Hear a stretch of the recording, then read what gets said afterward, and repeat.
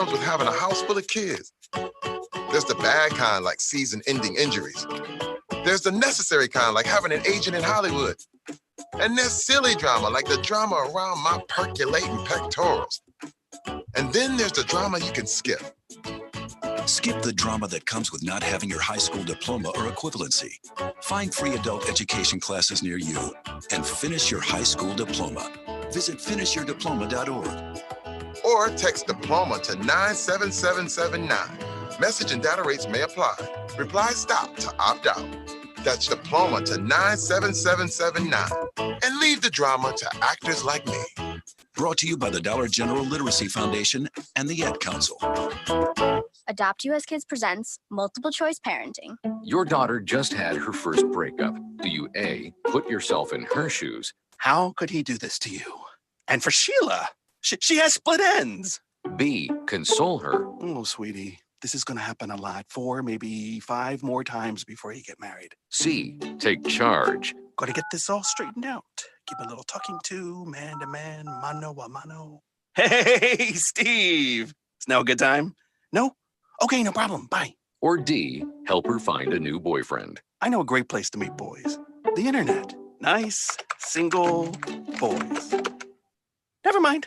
How about some ice cream? As a parent, there are no perfect answers. But you don't have to be perfect to be a perfect parent. Thousands of teens in foster care will love you just the same.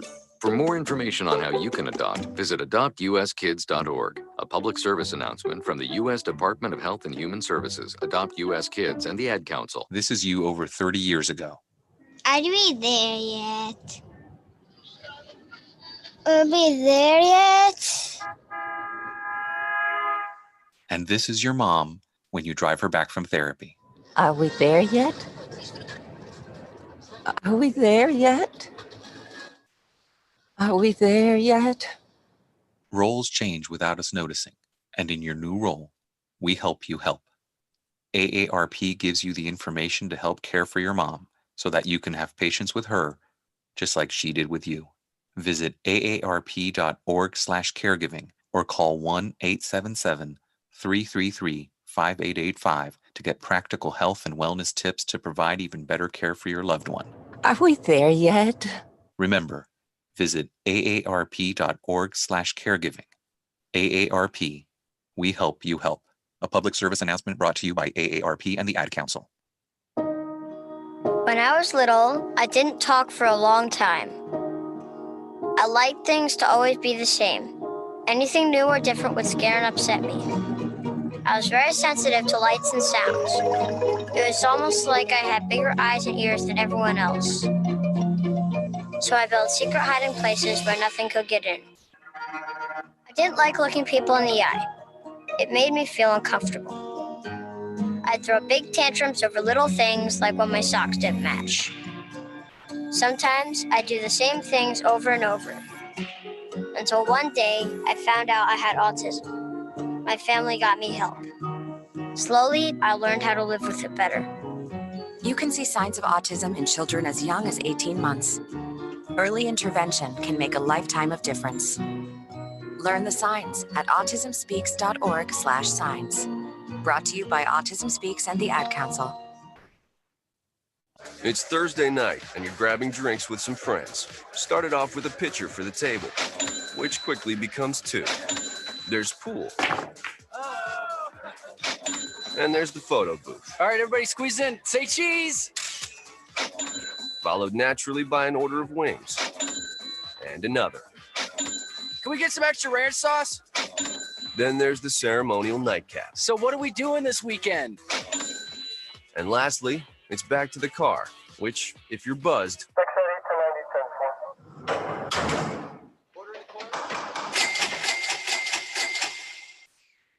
could be the most expensive night of your life.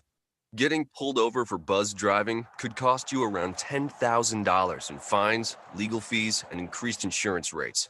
Nothing kills a buzz like getting pulled over for buzzed driving, because buzzed driving is drunk driving.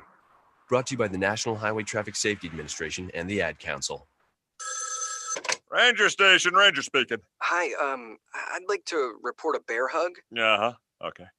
Well, we were building a bonfire, and I saw some, like, dry brush and leaves around, so, I said to move the bonfire somewhere else, and out of nowhere, Smokey Bear shows up and hugs me. So you noticed some wildfire hazards and moved your bonfire to a safer location. Yeah. Yeah, that's Smokey, all right. He likes it when people help prevent wildfires. It hits him close to home. Not everybody gets the hug, my friend. So that's pretty special to get a hug from Smokey Bear. So it was him.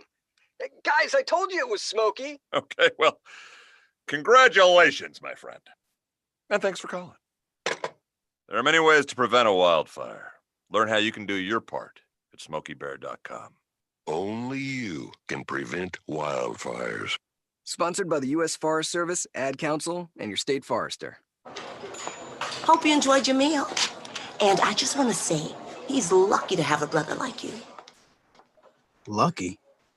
Caring for my brother is far from easy. Waking up every day, lifting him from the bed to the wheelchair to the car to get him to therapy on time, it's no small task between the doctors and the diagnosis, but nothing can disable this love. This is my big brother, my hero. He's part of me, like my arms and legs, so I'll be his. See, there's no time for tired. This starts again tomorrow. He'll be waiting for me. I wake up for him. I know he needs me, but I'm the lucky one, even though I need help now and then. If you're caring for a loved one, visit aarp.org/caregiving for care guides and community, or call 877-333-5885. Caregiving Resource Center. Support for your strength. Brought to you by AARP and the Ad Council.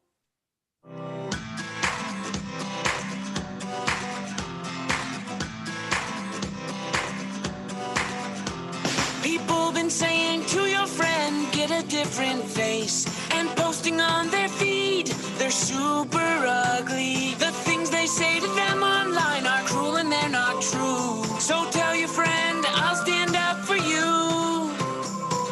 Don't worry, I know what to do.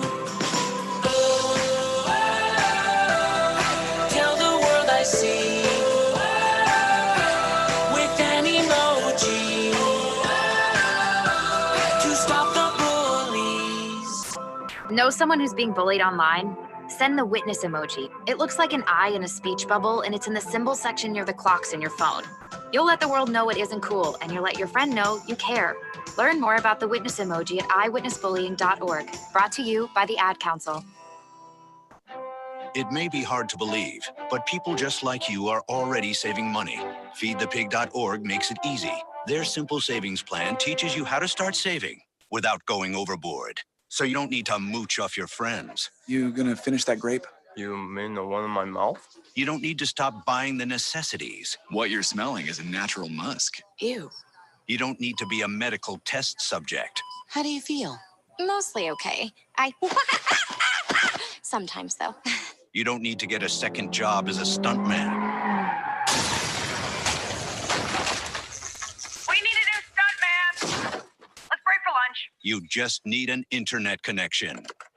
Don't get left behind. Start your personal savings plan with the tips and tools on feedthepig.org. That way, you don't need to sell your soul to the devil. $15 is the best I can do. All right, deal. Brought to you by the American Institute of CPAs and the Ad Council. It's the Worldwide Sports Radio Network.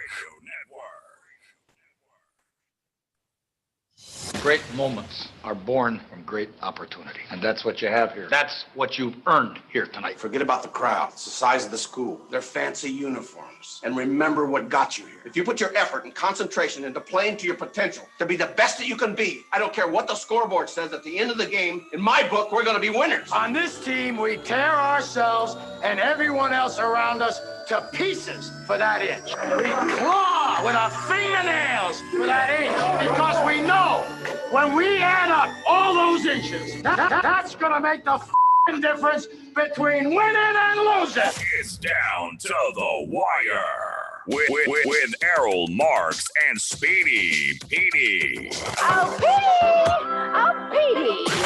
On the Worldwide Sports Radio Network. Hello, Long Island, New York. Around the country, yes, it's all around the country. That's what we're doing here. I hope so. I hope we're doing this around the country. As you guys know, this is Down to the Wire. We are live every single Monday from 6 p.m. to 8 p.m. New York Eastern time. So definitely, if you haven't listened to the show, well, this would make it a lot easier because I'm telling you what time we are live. So 6 p.m. every Monday night here at the Worldwide Sports Radio Network. You can call us at 631-965-4990. If you want to argue sports, you want to talk about other stuff, well, it better be about sports. And somewhere a backlash or attack from somebody around the country, you can do whatever the hell you want. Anyways, you can also, ladies and gentlemen, follow us on our website by going to www.worldwidesportsradio.com. And guys, if you haven't downloaded our app is very defined and beautiful for all you people to go on. I could smack you around a couple of times. If you didn't listen to me from the beginning, I will tell you again. All you have to do is go to iOS, WWSRN, or Android. Worldwide Sports Radio Network. Well, Speedy was supposed to be here, but there's a big storm here in New York. It's all the way in Connecticut as well, all on the East Coast. As everybody knows, it's hurricane season, so anything could be happening, and the bad winds and the bad rain is coming to us. So we are attacked and over there in Speedy. What's going on, my friend? Yeah, there was definitely huge storms. I think it got up to 25 mile an hour, the winds here. Ooh. It was pretty bad for sure. But hope everyone had a great holiday weekend. If you traveled, if you stayed in, whatever you did, hope you had a great holiday weekend, everybody. I certainly did. It was a little different this year, obviously, but definitely enjoyable for sure and much needed. And I know yours wasn't as good as it could have been. I'm wishing you all the best with your family as well. Well, Errol. thank you. And I just want to give a shout out to my mother. My mother was rushed to the hospital on Thursday morning on Thanksgiving. Her feet blew up and they were bright red. She's still in the hospital right now getting tests done. So, yes, me and this is the first Thanksgiving without my mom since my father passed away. So, it's been a long time. We went five, almost 6 years with consistency of Thanksgiving dinners with the family. And unfortunately, my mom couldn't make it, but she's all right. She's alive and she's kicking right now. So that's a good thing moving forward. But it's been a crazy week. A lot of craziness going on this weekend. There's some conversation. By the way, before we get into the conversations that we're going to get into, especially with the NFL, and we have a very special guest joining us at 6:30. We'll be talking to Wisconsin Badgers 3-star recruit, the number one running back recruit in 2021? I think it's 2021. Loyal Crawford will be joining us at 6:30. But Speedy, I think your cameras are frozen, but that's okay. But I will say this. Speedy, you there? Speedy, you there? Did I lose Speedy? I must have lost Speedy. Speedy's going to have to get on. I don't know what's going on over there. But I will say this. When you look at the NFL and you look at what's going on with the NBA and the NHL and the MLB, it's a lot of craziness. It really is. There's a lot of craziness going on with everything that we've seen so far. And really, the argument here is not the fact. It's not the fact that when you look at the NFL and the growth of the NFL, being that the COVID-19 situation has really conquered and taken over all the conversation when it comes to professional sports. And really, with the NBA, with the draft, watching the virtual draft, it's not like what we see every single year with professional sports. So it has been a nasty, nasty year for that. But having the opportunity to see Obi Toppin being drafted by the New York Knicks, and then watching YouTube stories that the kid is already training right now, the undrafted kid that they brought in, Powell, the guard, he's been working out with Obi Toppin. It's some of the nice tapes, and you see the kid really is looking forward for the new season for the New York Knicks. So I am very excited about that. So that stuff, as a New York fan, you have to be happy about. And I don't know what happened to Speedy. He completely disappeared or something. I will get him on one way or another when we go to break. And like I said, we'll have Loyal Crawford joining us at 6:30. But I want to get into the NFL on Sunday. And I know a lot of people are going to look at me and they're going to argue their points about what they saw with the New York Giants. And I will say this, and I'm going to say it over and over again. They played the Bengals, okay? The Bengals are nothing to talk about. They don't have Joe Burrows anymore. Joe Burrows is out for the season. He might not be back until the middle of the season next year because of the torn ACL and MCL. But what you saw on Sunday is nothing that we haven't seen all season long. If you look at the second half of the season for the New York Giants, the Giants have played as good as anybody defensively in football.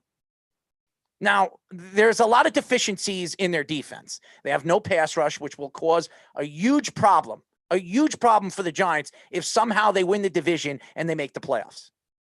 You're playing teams that have good running games, good throwing, passing games, and you're gonna be left to a one-dimensional defense, and you don't want to be looked at as a one-dimensional defense. But yesterday, the Giants showed you why they have played as well and as good as they have played all season long, really in the second half. Now, everybody knows I'm not a Giant fan. Everybody knows when I look at the Giants, there is so many deficiencies. Joe Judge has been sensational as a head coach. He's right now, if I were to vote for coach of the year, I'd put him 3 or 4 right now in the NFL. I would put Tomlin at 2, Brian Flores at number 1, and I would put Joe Judge at 3 or 4. I would definitely slip him in over there at 3 and 4. I like what John Gruden has done with the Oakland Raiders. I mean, I'm sorry, the Las Vegas Raiders until what you saw yesterday with the Atlanta Falcons and what the Atlanta Falcons did to them yesterday. But we'll get into that a little bit later. What we saw yesterday is Daniel Jones. As much as you look at his numbers, 16 for 27, 213 yards, no touchdowns, no interceptions, I really thought Daniel Jones played his best game of the season. Yes, he injured himself at the end of the third quarter, missed the fourth quarter, and we will talk about it in a little while because it just came out. The MRIs came back for the New York Giants, and it's good news for the New York Giants with Daniel Jones, but we'll get into that in just one second. The defense yesterday played unbelievable in the second half of the game. Yes, you're playing a backup quarterback, second, third string quarterback. That's fine. But the Giants have played sensational against the Tampa Bay Buccaneers, who got really, to me, they should have been run off the field yesterday with the Kansas City Chiefs. The Kansas City Chiefs left them and kept them in the game. It made absolutely no sense keeping Tom Brady into the game when they had no reason and they weren't that good. They didn't play that good yesterday. But yesterday, with the New York Giants, you saw a team play the way you expect this team to be if they're a playoff team. Now, having 4 wins and being 4-7, and they're tied in first place with the Philadelphia Eagles. If Philadelphia loses tonight, there's a very good chance. It is. The Giants could take over first place and really sayonara to the Eagles, sayonara to the Cowboys, and sayonara to the Washington football team. Wayne Gallman has been unbelievable. This is a guy that came from Clemson a couple of years ago, was drafted. I think Reese drafted him. It wasn't even Gettleman that drafted Gallman. He's been in the league for about 5 or 6 years, and he's taken over for Saquon Barkley. And I have to say, what this offensive line has done in the second half of the season, and really Joe Judge taking over the offensive line, you could see the difference in the offensive line. Thomas has played better. Hernandez has played better. This has been a very good offensive line in the second half of the season. And they have opened up holes for Wayne Gallman and even Daniel Jones, who still ran for 6 carries for 19 yards. It wasn't the 60 or 70-yard games we've seen him have, but he has been good with his feet, moving inside and out of the pocket, not dropping the ball this week, looking for the open guy. He didn't have the unbelievable numbers. But Evan Ingram showed up yesterday. Six receptions for 129 yards. Sterling Shepard, 7 catches, 7 receptions for 64 yards. Golden Tate, 4 receptions for 36 yards. So they're starting to play better offensively as well. And if they can match the composure and the speed of what the defense has been doing for the last 3 or 4 games, I think the Giants could squeeze right into the playoffs. And watch out for the New York Giants, because with a hot defense and a defense that believes in themselves and they can run the ball with the offensive line, they'll be in every single game, and they can knock off a team in the first round of the playoffs. They could be the surprise team because of the defense. And what this 4-3 defense has really transitioned to has been incredible for Leonard Williams and Dexter Lawrence, who's come into the league for the last 2 years. This has been a great season to see some of the young players and some of the veteran players that didn't cut it over there in the other side of the, on the other side of the field. And I'm talking about the New York Jets, somehow becomes a superstar, or not a superstar, but a star player for the Giants that could be a Pro Bowl player this year. So it's been incredible. Logan Ryan was a great pickup. Bradbury has been a very good pickup too. They really solidified the secondary. We still haven't seen McKinney. Jabril Peppers has played better this year. So all in all, this is a team that's working on all cylinders. And I think this team could be very, very dangerous if they make the playoffs. Now, as far as the other New York team, and I know a lot of Jet fans are now, all you really could talk about right now is where are the Jets going into the draft?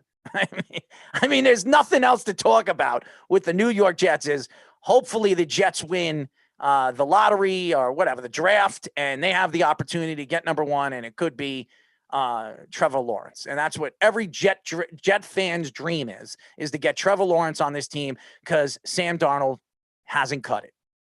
Now, I'm one of those guys. Anybody that listens to this show, anybody that watches me on this show, I'm one of these guys that have stuck up for Sam Darnold. I am one of those guys that have said Sam Darnold just needs a team around him, some players that can open up some routes, and he can get them the ball. He's got the arm strength. He's got the ability to move inside and out of the pocket. Some games he looks unstoppable for the first quarter and then completely looks like crap for the rest of the game. Yesterday, Sam Darnold, and I'm sorry, and I blame this on Joe Douglas and Adam Gase.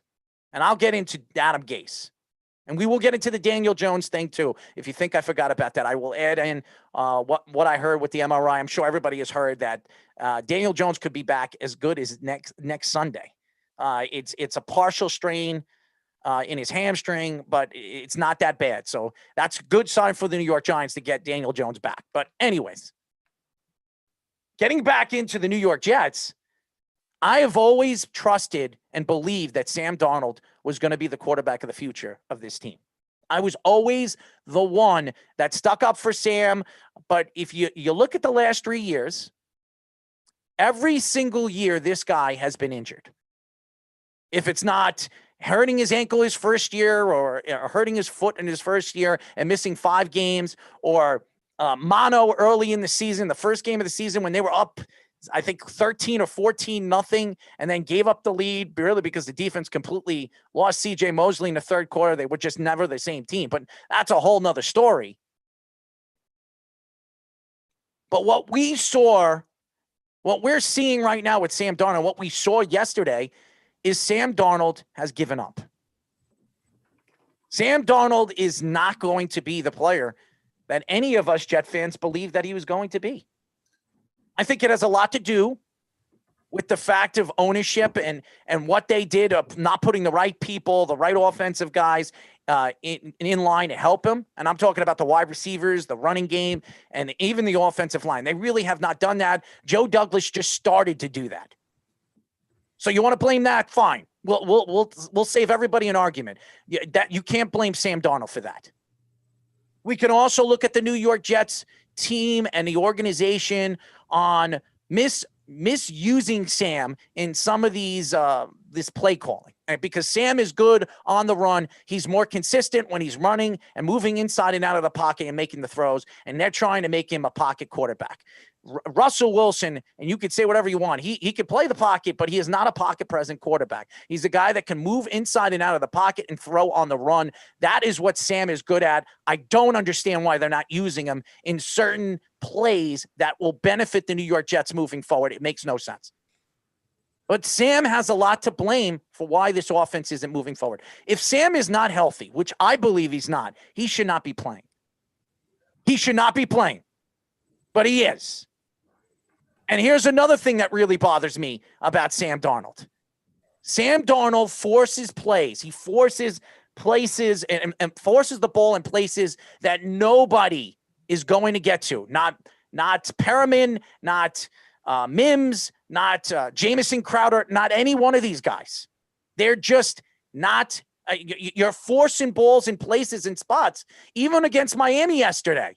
How many times did we see Sam force the ball in spots that you shouldn't force the ball in double coverage? And that's why Howard had 2 interceptions. This has been a problem for the New York Jets team and this organization. It is not leadership when you see a young kid go out there. He's still the 3rd or 4th youngest quarterback in the NFL, and he's still the youngest rookie to ever come out of the draft, and look like he's deer in the headlights. He doesn't know what he's doing. He's forcing throws. He's pushing the ball down the field as much as he is because Adam Gase is trying to prove that his offense fits Sam Darnold's talents, which is ridiculous. And Denzel Mims should have caught the ball, and we'll get into that in just 1 second. But the reason why the Jets are going to be picking at number 1 this year is not all on Sam Darnold. It isn't. And anybody that blames Sam Darnold for all of this, they don't know what they're talking about, and they're completely lost. All the Jet fans that are trying to compare Sam Darnold to Geno Smith, which is a joke, an absolute joke. Yes, Geno Smith so far has had a better career than Sam Darnold, but Sam Darnold hasn't played a full season, and Geno Smith got knocked out by his linebacker. Did Sam get knocked out by his linebacker? So I don't want to even get into Geno Smith. Geno Smith is nothing. You cannot compare Geno Smith to Sam Darnold. My apologies to all the listeners out there. We actually had a power flicker over here, so I was out of the meeting for a minute, and now I'm back.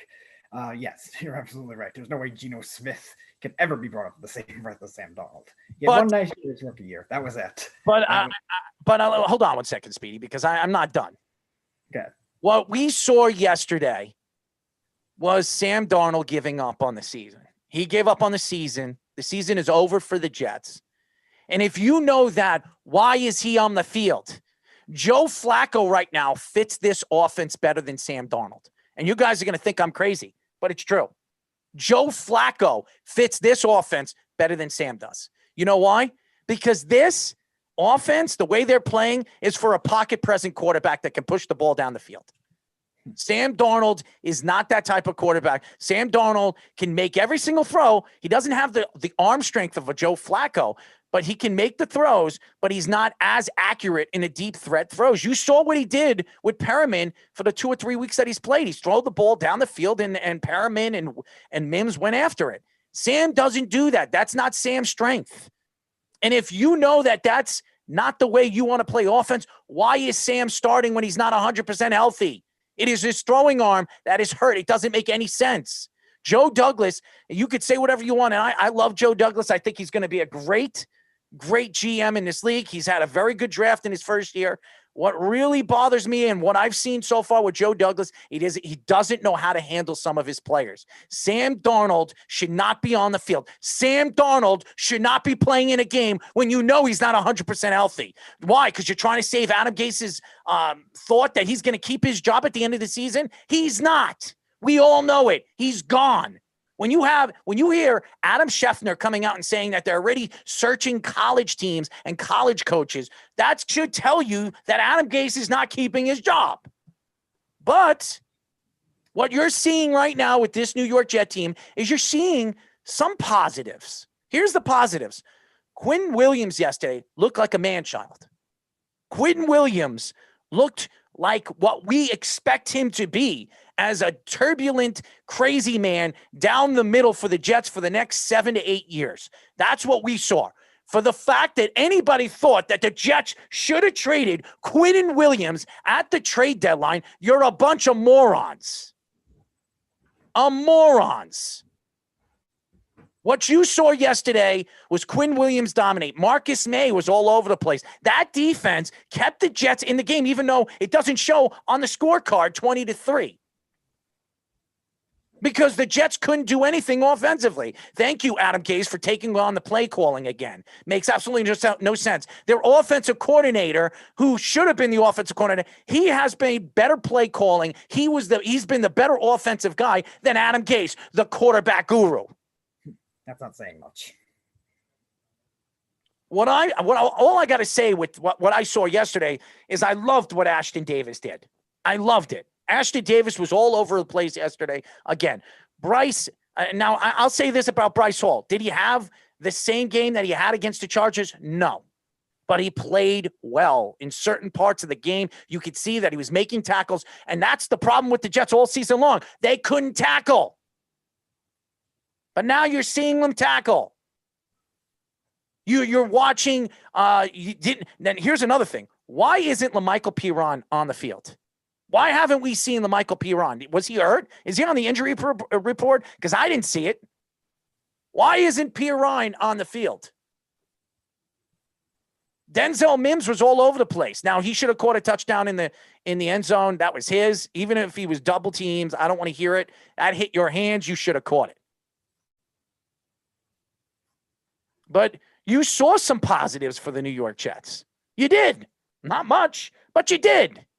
So as a Jet fan, you should sit back and say, wow, we've got some good young players. We could be good in the next 2 or 3 years if we add a quarterback that can make every single throw. And no offense to Sam, he can't. Sam has not proven yet that he can be a significant passer in the pocket. He hasn't proven it yet. And that's what worries me moving forward. If the Jets decide, you know what, Sam Darnold is the quarterback of the future, they pass up on somebody like a Trevor Lawrence because they want more draft stock. It could be the worst mistake of the Jets organization in their history. Because if Sam's not the guy and you pass up on a guy that can change your organization for the next 12 years, which everybody says he can, then you're going to be looked at as a guy that's going to get fired, and you're going to be looked at as a complete idiot. John Ferris in the comment section says trade Darnold to the 49ers. You think that's something that's realistic? I think there's a lot of realisticness for where Sam Darnold could be at the end of the season. 49ers, because he went to USC, he's from Southern California. It would make sense that he'd go back to California where his family is. Maybe he feels more comfortable going home. Maybe Indianapolis. I think Frank Reich could absolutely change his career and make him a better pocket present quarterback because he was a quarterback. I could see him going possibly to Pittsburgh Steelers to back up Ben Roethlisberger for one more year and then taking over for Pittsburgh. I mean, there's a lot of opportunities where he can go, but the way he's playing, you're not going to get over. You're definitely not getting a first now. You'll be lucky to get a second, and you're not getting double picks. You're not, unless it's 2 3s, one this year, and one next year. You're not going to get a second. You might not get a second round draft pick the way Sam's playing right now. I think that only would come from the Colts or the Steelers. I don't think any other team would give that up at the moment, just because their roster construction is still strong at the moment with those two teams. And by the way, Adam Gase, why are you going and talking to the press and saying at your press conference, play calling is not hard? Are you kidding me? Play calling is not hard. Let me ask you this question, Adam. And this is a good question. Why are you ranked in every defined offensive category last in offense this year? You're a quarterback guru. You're an offensive guy. You're all about offense. Why is your defense ranked 16th or 17th in the league in practically everything? You're one of the best run-stopping teams in the league. But your offense is the worst in every category in football, in the sport. Here's the answer. It's not easy. You're not good. You should have been fired a long time ago. And why you still have a position in the job is the only reason why I've been saying this over and over again. And now people are starting to listen to me. And I said this over and over and over and over again is because they want to lose. And Adam Gase gives the Jets the best chance to lose. That's why. CJ, Kevin, Mark, all you guys from Weapons Hot, the reason why Adam Gase still has his job is because he gives the Jets the best chance to lose. That's the answer. There's no question that's the answer. I don't know what you guys are thinking. And no better draft to have the best chance to lose than the best quarterback prospect we've possibly seen this century. And there you go. And this is the perfect time for the Jets to lose, and they're doing a very good job of it. A very good job of it. They've been absolutely horrendous. They've been a complete joke. And looking forward to where the Jets are going. The only thing they're looking forward to is going to 0-16 this year and being one of just 3 teams to ever go 0-16 in a season. And those teams are the Browns and the Lions. And now you have the Jets. So you got 3 of the worst franchises right now in football. And they're both, and the Jets are moving. I don't want to hear from Joe Douglas, well, we're trying to get that win so we can get that spurt where we can get that confidence. Why would you be trying to get a win? It doesn't make sense. Why would you be doing it? I understand players play, and they're going to play because they're playing for contracts. But you as an organization and what you did trading away all your captains and all your talent, that should tell all the players to lose. What the hell are you trying to say when they're talking to you at your press conference a couple weeks ago and saying, all we need is that first win. We're going to get confidence and we can win out. Why would you win out? What would be the sense of doing that as an organization, setting your organization back for many, many years? It doesn't make sense. And that's why I'm lost with the New York Jets and what the New York Jets are doing. It doesn't make sense. None of it does. Joe Douglas has proven he knows how to draft. We've seen it in the first year. We'll probably see it in the next 2 years if he still has a job. If he decides to keep Adam Gase for another year, you're going to be fired with him at the end of that year, okay? Because they're not going to keep you, especially if Woody Johnson takes over the team. I'm telling you right now, Woody's going to listen to the fans. Chris listens to his ass, and Woody listens to the fans. And what I mean by his ass is donkey. His own. I think he looks at himself in the mirror and he probably asks questions to himself. I don't know. Anyways, when we come back, ladies and gentlemen, we will be talking to Wisconsin 3-star recruit and #1 running back recruit for the Badgers, Loyal Crawford, here on Down to the Wire. It's the Worldwide Sports Radio Network.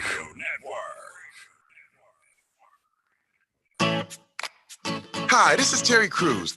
Actor, former football player, game show host, father of 5, and all-around big dude. I'm also an expert on drama. I know all kinds of drama. There's the good kind that comes with having a house full of kids. There's the bad kind like season-ending injuries. There's the necessary kind like having an in Hollywood. And there's silly drama like the drama around my percolating pectorals. And then there's the drama you can skip. Skip the drama that comes with not having your high school diploma or equivalency. Find free adult education classes near you and finish your high school diploma. Visit finishyourdiploma.org. Or text diploma to 97779. Message and data rates may apply. Reply stop to opt out. That's diploma to 97779. And leave the drama to actors like me. Brought to you by the Dollar General Literacy Foundation and the Ad Council. Adopt US Kids presents Multiple Choice Parenting. Your daughter just had her first breakup. Do you A, put yourself in her shoes? How could he do this to you? And for Sheila, she has split ends. B, console her. Oh, sweetie, this is going to happen a lot. 4, maybe 5 more times before you get married. C, take charge. Got to get this all straightened out. Give a little talking to, man to man, mano a mano. Hey, Steve. It's now a good time? No? Okay, no problem. Bye. Or D, help her find a new boyfriend. I know a great place to meet boys. The internet. Nice, single boys. Never mind. How about some ice cream? As a parent, there are no perfect answers. But you don't have to be perfect to be a perfect parent.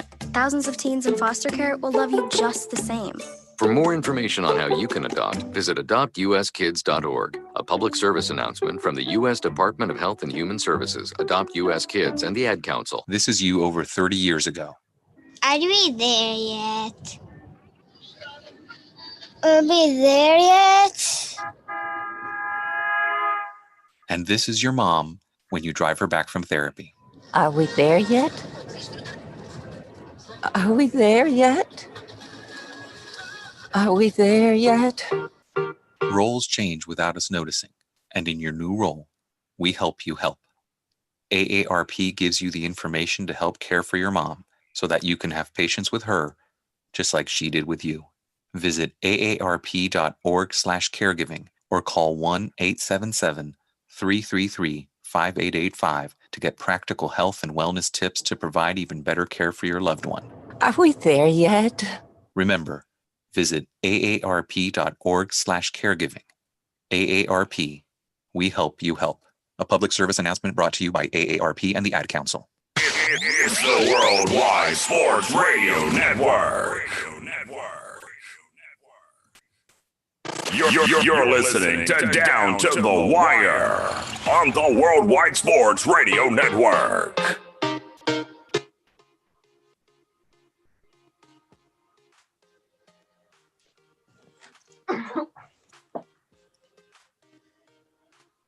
As you guys know, this is Down to the Wire. We are live every single Monday from 6 p.m. to 8 p.m. New York Eastern Time. Remember, you can call us at 631-965-4990. Go to our website at www.worldwidesportsradio.com. Download our app, WWSRN, or Android, Worldwide Sports Radio Network. Well, as you guys know, my content wasn't very good for New York sports. That's for sure. It definitely wasn't. The New York Giants, there is some confidence for the New York Giants to be a good organization and moving forward. They look like they could be a winning team moving forward, Joe Judge. But the New York Jets, I don't know where the hell they're going. Hopefully in a better place. And maybe with this guy being a future NFL running back, maybe the Jets will be looking for another running back one way or another. They need one. That's for damn sure. Because LaMichael Piron, we haven't seen him on the field. Maybe Adam Gase has his head up his ass. I don't know what the hell he's doing. But anyways, we are now talking to Wisconsin 3-star recruit and number 1 running back recruit for the Badgers, Loyal Crawford. What a name. What's going on, Loyal? Hey, what's up, man? How's it going? Well, we are good, man. I mean, I'm not dancing. As you know, you heard my rant about the Jets as a Jet fan, and I'm not a very happy one. At least Speedy he's happy over there with his Giants. I mean, they can make the playoffs being 6 and whatever. I mean, they're going to win 6 games. They'll probably win the division. The Jets, on the other hand, they're not going to win a game, and they'll go down as one of the top 3 worst teams in NFL history. So there you go. As a Jet fan, at least I'm breaking some kind of record. It's not a good one, but it's a record. Dang, man, that's rough. That's definitely rough, man. Well, let me ask you a question. How are you and your family doing with this crazy pandemic? We're doing pretty good. Yeah, we've just been chilling. Haven't been doing a whole lot. My mom's about to have a baby here in February. Congratulations. So, yeah, I'll have a brother finally. I have a lot of sisters and no brothers. So finally have my wish granted for a brother, and I'm really excited about it. How old are you? I'm 17. You're 17. Your mom's having a baby 17 years later from her firstborn, right? You're the firstborn. Yep. You're the firstborn. So your mom's having another baby, another son, 17 years later from her son now is going to Wisconsin. He's going to be a Badger. He's going to go to a good, I guess. And see, I'm not a Badger fan. Okay. I'm just letting you know, I can't stand the Badgers, but I've made some good friends. I like, Al Ashford, who we interviewed, Al Ashford, who nice kid, really yeah, nice. that's my guy right there. I love him, man. He's got some personality, man. Love him. He follows me on Instagram, so I'm going to give him a shout out, Al Ashford, who very funny kid, and I think he's going to be a star corner in college football, and he's going to be an NFL prospect. But we're not talking about him. We're talking about you. So the pandemic is good. Your mom's healthy. Everything's going good. Yeah, everything's going good. Everything is going smooth. Just doing what I got to do to get to June and head to Madison. The big time Madison.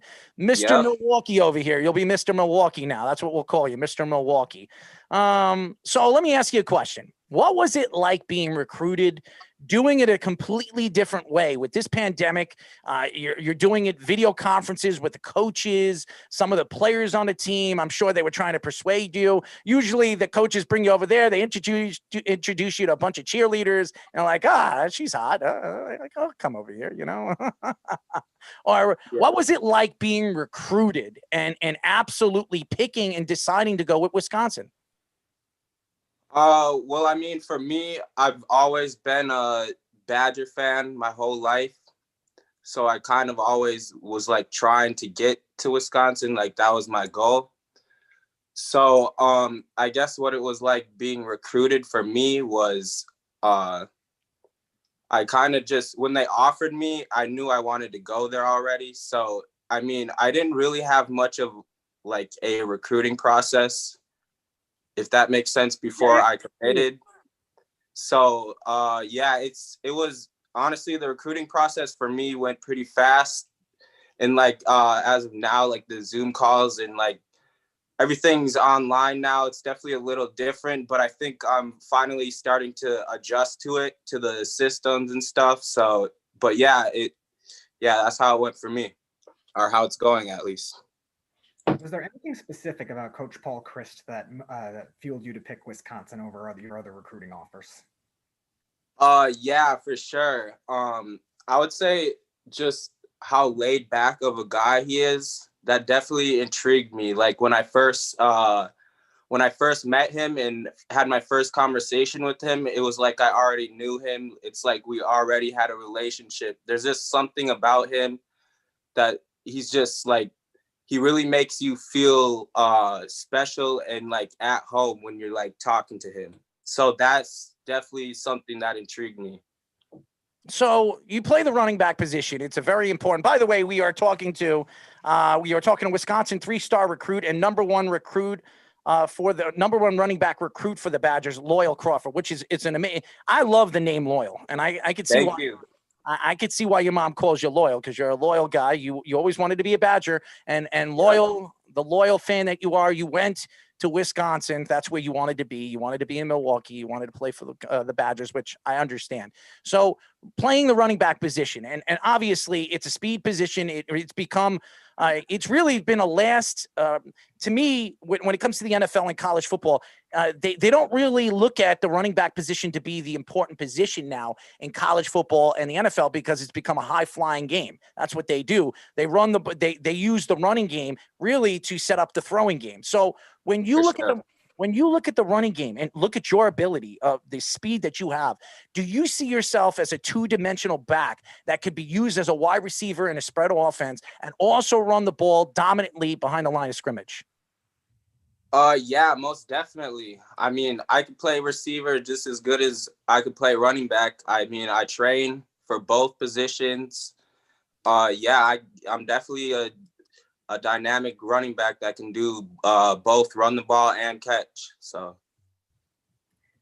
Wisconsin has a very rich running back history, especially recently. We saw Monte Ball, who had, I think he had the FBS record at one point for rushing yards. Then you go to Melvin Gordon and then Jonathan Taylor, who was setting all kinds of records at that school too. Is there any one of those three running backs that really influenced you the most at Wisconsin? And also, is that a big reason you pick it, with the rich history of running backs, despite not having much else with the receivers and the quarterbacks and stuff like that? Yeah, most definitely. I would say, well, they all intrigued me. I tried to take from each one of their games, like their skills. I tried to take from each one of them, but I would say the guy that I looked up to the most would be JT. I got to build somewhat of a relationship with him through my recruiting process, and he just gave me some good tips and really helped me out. And I mean, all I did was just obsess over his highlights for like the past like few years, and it's just really helped me. So yeah. Now, I'm looking at some of the ex Wisconsin Badgers that made it to the NFL, the Allens, the Bonds, all of them, Beagle, all these guys made it to the NFL, and they all played. They're all in the NFL still. Some of them are still in the NFL. Some of them are pretty good. Corey Clement is still playing for the Philadelphia Eagles. So there has been a lot of Badgers that have come out from college football, made it to the NFL, and were successful. When you look at your game and the way you play, is there a particular running back that you see that's in the NFL that you can compare your skills to? Yeah, I would say in the NFL, I would say I try to model my game after Alvin Kamara. He's one of those backs that can play receiver too. He can catch. His balance is incredible. And he's not the biggest guy, but like he plays a lot bigger than he is. Like he's really hard to bring down. And I would say that's kind of how I am. So in this kind of spread offense league, I know Errol was referring to it earlier. Do you think it's pretty much an obligation, kind of like what you're seeing out of Alvin Kamara, to be a pass catching back? And if so, do you think that changes the whole training philosophy of it, where you train like that as a younger player, being a pass catching back just as much? I'm sorry, I didn't fully understand that. Could you repeat that, please? So do you think it's pretty much an obligation for modern running backs to be pass catching backs?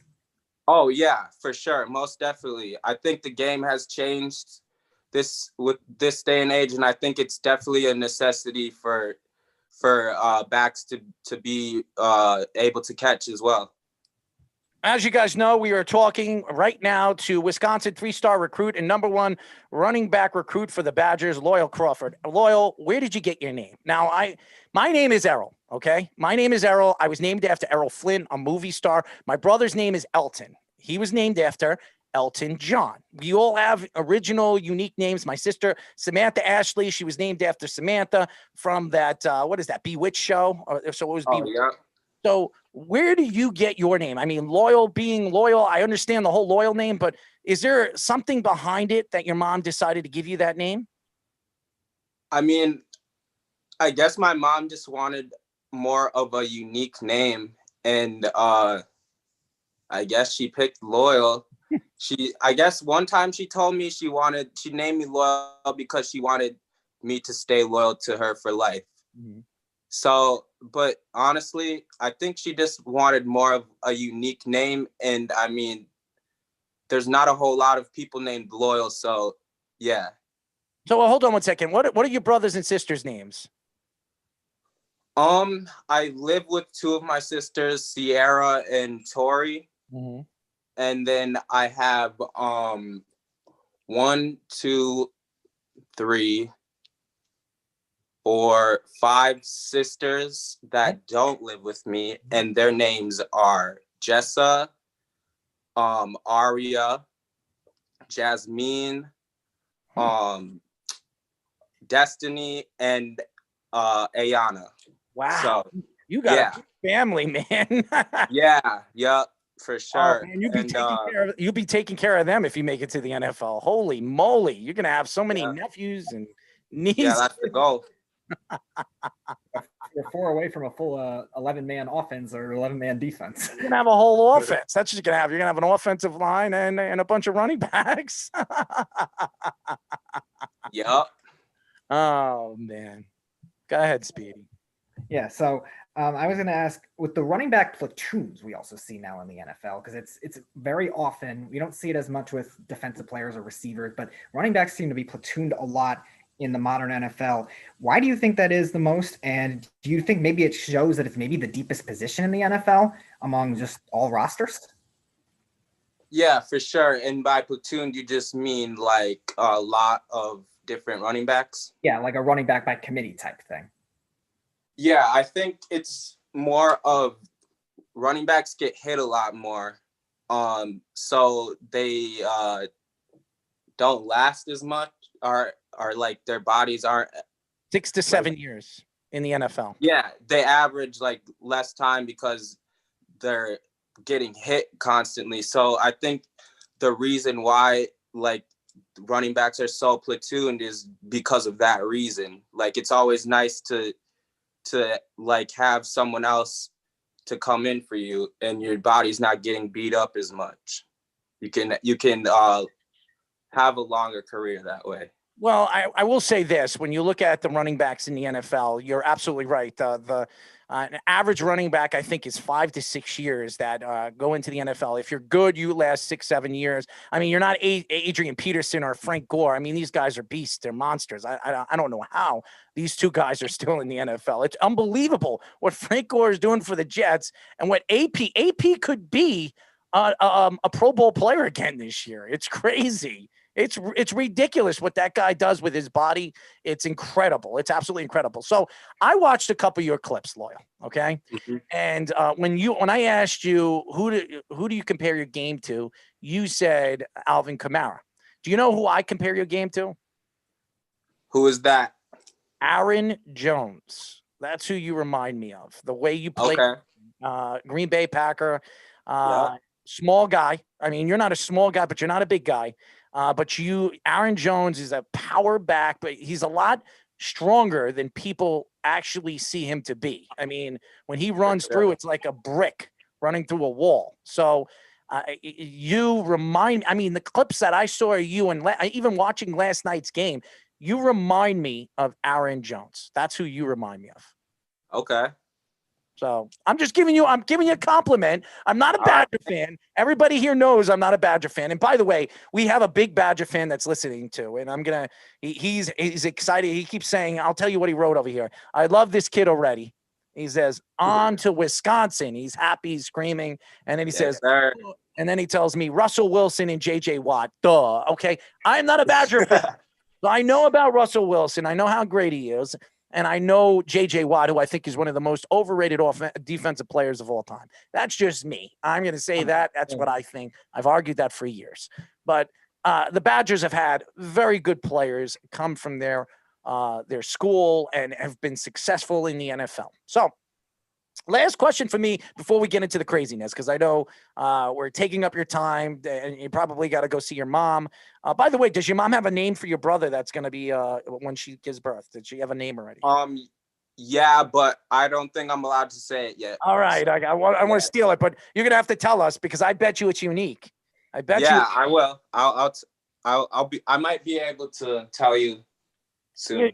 Yeah, good. Just don't tell us now because I don't want to get you into trouble. Okay. I don't want you to go up with a switch paddle at me. Paddle. I mean, yeah, I don't do nothing like that. I sometimes need a spanking, man. I sometimes I do. I'm 38 years old and I still need a spanking. So everybody needs a spanking once in a blue moon. Why not get one? Yeah. Anyways, Speedy needs a spanking. Maybe we should smack him around a couple of.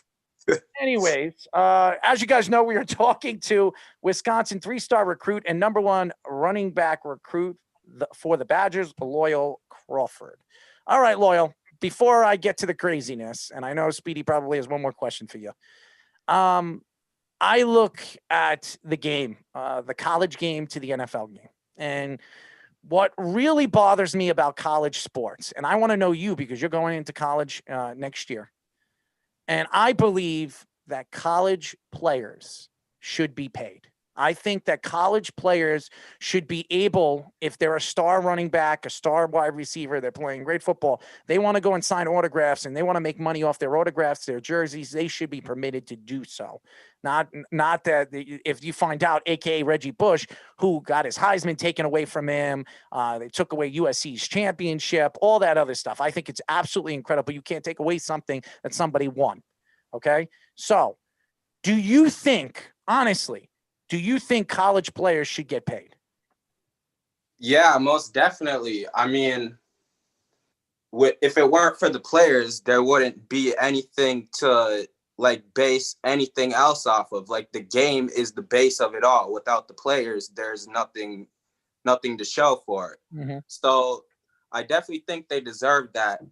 And I mean, they're putting their heart and soul for however long they're at the college. They're putting their heart and soul into these football programs and bringing them revenue. So I definitely think that they should be able to profit off of their name for sure.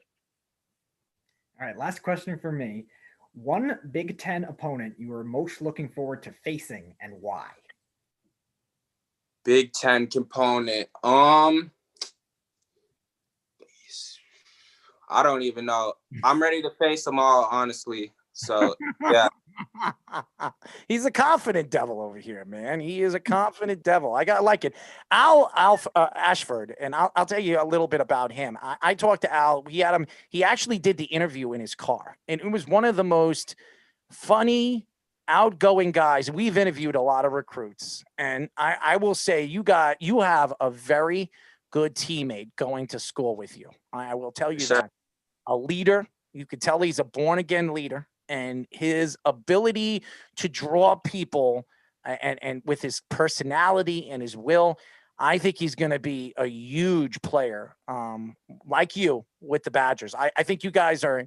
I think the school is in good hands when it comes to the football program with some of the young players that we've interviewed from the Badgers.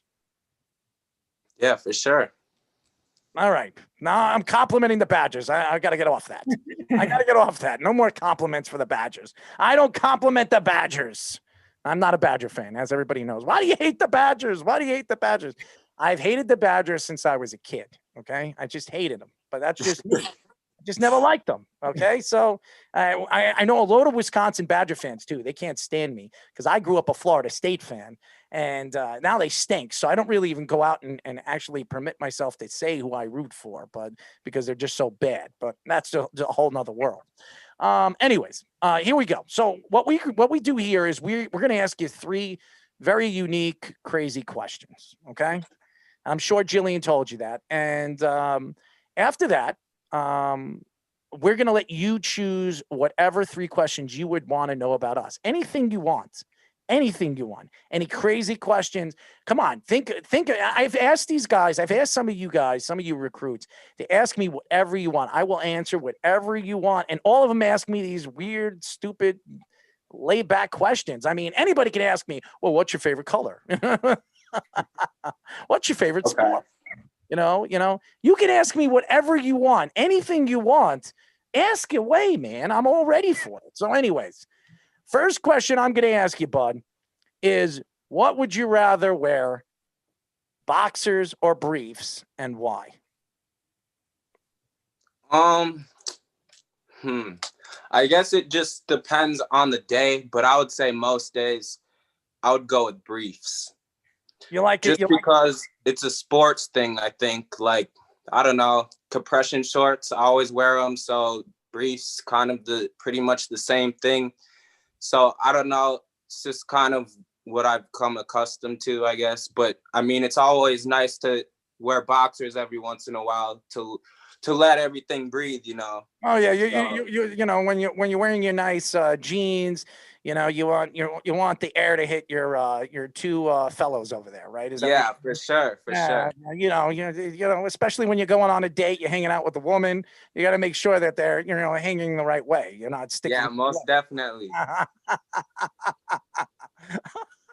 Look at Speedy. He's like shaking his head. What the hell are you doing? All right. Second question. Favorite snack to eat before a game and why? Snack. I would say like a smoothie.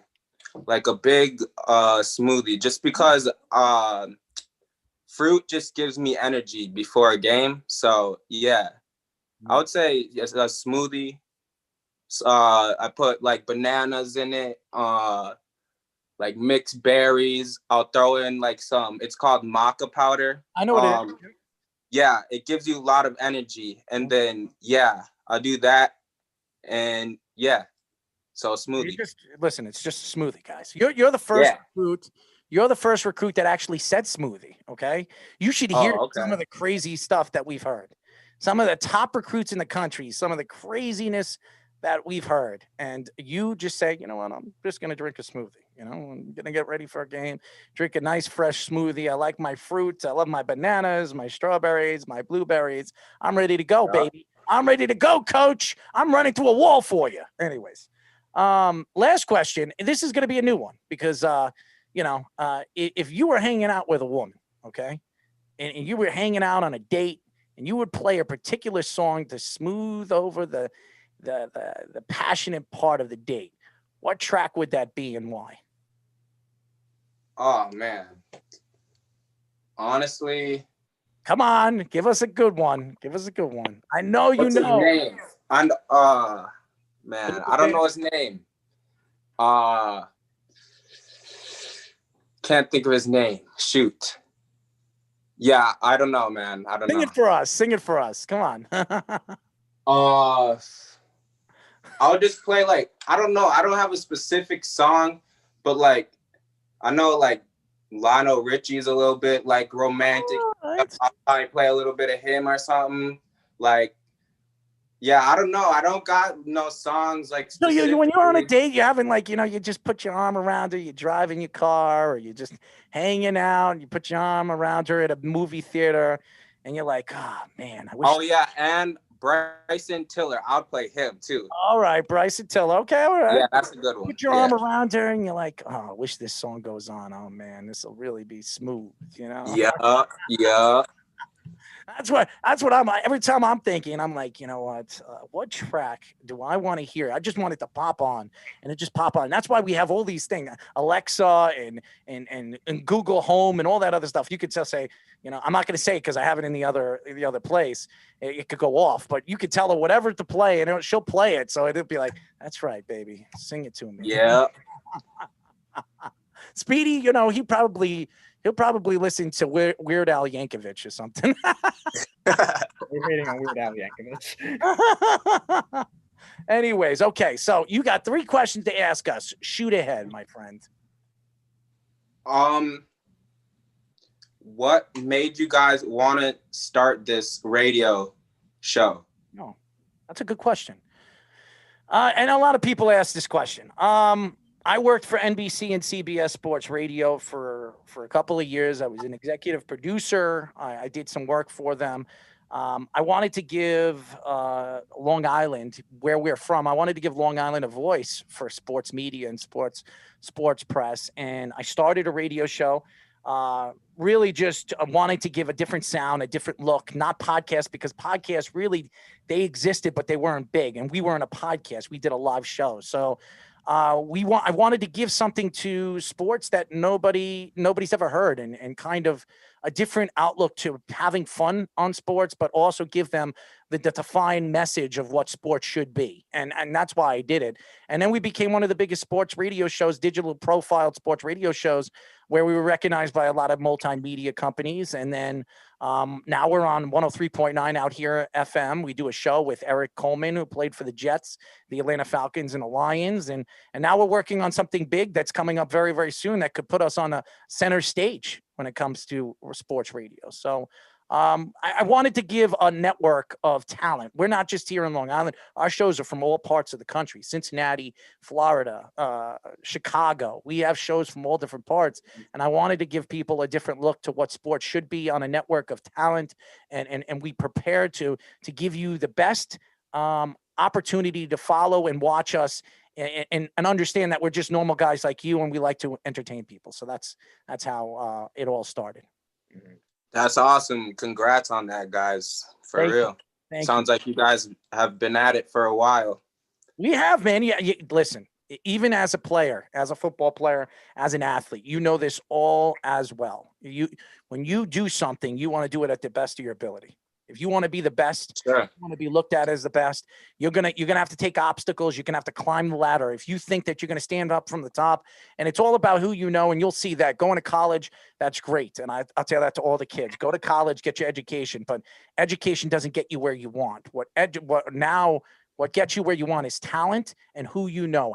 What kind of building processes you have with different people in business and in the world, wherever you want to get into. You have to build a good rapport with them. And I think what you do as an athlete will drive you for your career, no matter what you do. So take what you do and be the best at what you could be, so you can drive opportunity in different areas of the world when football is over. So that's my advice to you. Okay. So. Well, I was gonna ask you that, but you answered it. So, I guess, what's one thing you would have wanted to know coming out of high school?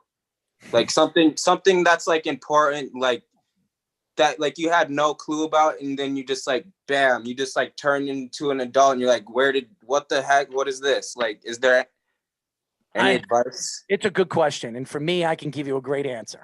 That is a really good question.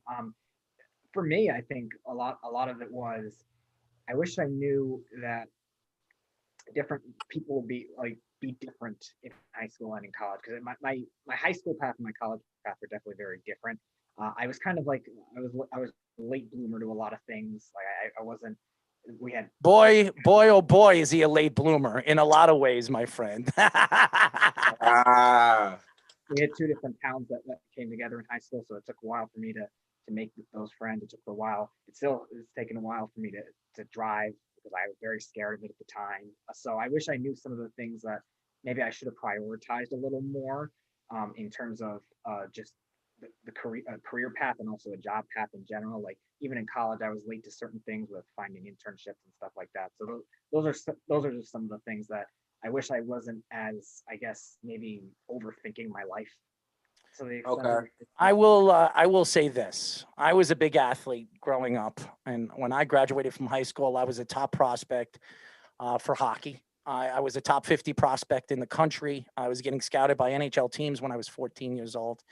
I always saw myself as a professional athlete. It was an all-state runner. I played on the football team for, I was the backup corner, because I was young. I was a 8th grader, 9th grader playing on a championship state level football team. And I did everything at the best of my ability. And when I graduated from school, I hurt myself. And I was very cocky and egotistic, and it was a big mistake that I don't have an ego anymore because of it. I learned a huge lesson. I stopped playing hockey. I got screwed out of my scholarship because I never signed my letter of intent before I went to the tournament.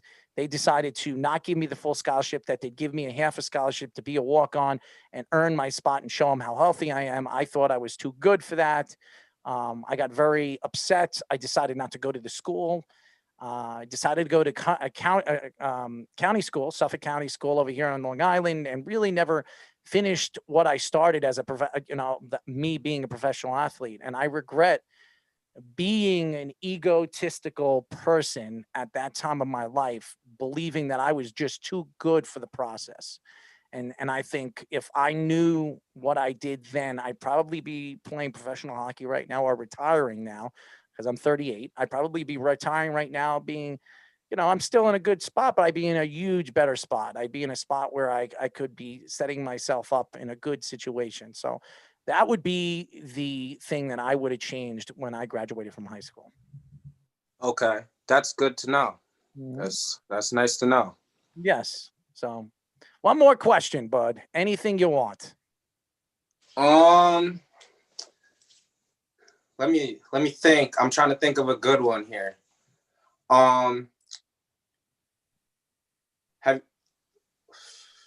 What's like another country or like place you guys have always wanted to like possibly live at? No, that's a good question. That is a really good question. And why? Like, what about it is like special? Go ahead, Speedy, quickly. Yeah, I'm gonna say Germany for me. Been there. I have family roots there, and two, I've always wanted to go to an Oktoberfest. I think it would be a lot. He's a drinker, man. He likes to drink his beer. He likes that beer. I've been to Germany. I've been to New Zealand. I've been all over the world. I was a very well-known DJ when I graduated from high school and college, and I traveled around the country. So I've experienced a lot, man. I've experienced a lot in the entertainment world. So I would say my favorite place that I always wanted to move, because I just love the place, is Canada. It doesn't matter, Vancouver. Oh, Calgary. yeah. It's, to me, with the breathing over there, just everything over there, it's another country. It's a country that I find very safe in so many ways than one. That's where I would go. That's the place I would go because of the sports, and it's still a very well known. And I was a hockey player, so that was something that I very much adored when it came to sports. But I love all sports, so that's where I would go. Nice. Yeah, Canada's beautiful, man. I went there 2 summers ago for a fishing trip, and just the landscape and the water and stuff. It's just beautiful up there. Oh, absolutely, man. And believe it or not, some of the best surfers have come from Canada, believe it or not. Really? Yeah, I bet you I didn't nobody know knew that. that. I bet you nobody knew that. Oh, Australia or California, but that's not true. I mean, some of the best surfers have come up north, very much up north. So there you go. Wow. Some news for you, my friend. Believe it or not. So, anyways, why don't you tell the fans how they can find you on social media? Yeah, you can follow me on Twitter at loyal_Crawford, and then follow me on Instagram. Instagram is my main spot. So I would say if you're gonna follow anything, follow my Instagram, and you can follow me there at loyal_FT_ball. And listen, man, Loyal, I want you to be a fan of the show. I want you to stick around. I want you to follow our social medias. I don't know if you follow our social medias. Do you follow us? Yeah, I do. Yep. But I want you to follow. By the way, you have to concentrate on Twitter, man. If you're going to be a professional athlete, Twitter is the thing. So make Twitter, sure. okay. Twitter is the thing, man. I'm telling you right now, you'll see, because all the athletes, they're in tune with the fans on Twitter. I mean, Instagram's more for pictures, you know what I mean? And video. Yeah. I think Twitter is more for a conversation and getting yourself out there. So concentrate on Twitter. I think Twitter I'm not the best social media guy anyway. So me giving you advice would be bad, but I'm just giving you some advice as an athlete. And if you want to be a professional athlete, it would give a good opportunity for you to get everybody to know who you are on Twitter. Anyways, so I'm going to have Speedy send you my social medias. I want you to follow me on Instagram. I want you to follow me on Facebook. Okay. So I'm not Facebook, on Twitter. So I definitely want you to do that. All right. For sure. For sure. All right, my friend. We will get you on next year. We're going to get you on, not next year. Well, before next year, before the next season, I would love to get you on. And during the season, I want to get you on. I want to see how, how everything is going in Wisconsin, how you feel about playing for Wisconsin and the team. Yeah, I see it over there. Humble in the grind. But yeah, well, I just wanted to say, I have a brand called that me and my trainer have put together. Our slogan is Shag. It's stay humble and grind. And if you would like to purchase any merchandise, just hit me up on my Instagram and I will hook you guys up. So yeah. You know what I'm gonna do? I'm gonna do you a favor. I'm gonna buy a shirt from you. Okay. All right, sweet, man. I'll wear it. I'll promote it out here in New York. Awesome. That would mean a lot. Absolutely, man. I'll do it. I'll get all your information. I'll have Speedy get all your information. He'll send you mine. We'll be in touch, and I'll buy you a shirt. How much is for a shirt that you're wearing right now? I believe this is about $30. All right. For a sweater. Yep. All right. That's not bad. I'll get one. I'll sport it on the show and promote you guys. Absolutely. Awesome, and I appreciate that. Absolutely. Stay in touch, my friend. Thank you for joining us. For sure. You guys have a good night and take it easy. Absolutely. We were just talking to Wisconsin 3-star recruit and the #1 running back recruit for the Badgers, Loyal Crawford, guys. Great kid. Great kid. Really is, Speedy. How did you like him? I thought it was a good interview. He was really, really nice kid. Very unique, too. Yes, his questions were very unique. Very, very unique. I like that about him. I like that he had he's got a unique name, so maybe it shows. Well, unique as the Mystique. That's what we'll call him, Mystique. All right. What did we call him before that? What did I give him before? I said something else. I don't remember. I'll call him Mystique. Yeah. Loyal Mystique Crawford. Yeah, whatever it was, Mystique, unique. The Mystique, the unique is definitely better. Yeah, I would say so. Absolutely. So, let's go to a quick break. When we come back, I want to finish up with the week 13, right? It was week 13. Week 12. I'm sorry. it goes so fast, guys. I don't know. I'm a little lost. So week 12, we'll go through the games. Well, we just talked about the Giants and Jets before we had Loyal on the show, and then we'll get into some basketball and baseball conversation. The winter meetings are this week. Where does George Springer go? Stories coming out that he wouldn't mind playing for the Blue Jays, so we'll get into that a little bit. And the New York Knicks are on an interesting grind to find a point guard before the season starts. There is a name coming out, and I've been talking about it over and over again, but this guy seems to be the guy that they're gunning for now. When we come back, we'll get into that here on Down to the Wire. It's the Worldwide Sports Radio Network. Ranger Station, Ranger speaking. Hi, I'd like to report a bear hug. Uh-huh, okay. Well, we were building a bonfire, and I saw some, like, dry brush and leaves around, so, I said to move the bonfire somewhere else, and out of nowhere, Smokey Bear shows up and hugs me. So you noticed some wildfire hazards and moved your bonfire to a safer location. Yeah. Yeah, that's Smokey, all right. He likes it when people help prevent wildfires. It hits him close to home. Not everybody gets the hug, my friend. So that's pretty special to get a hug from Smokey Bear. So it was him.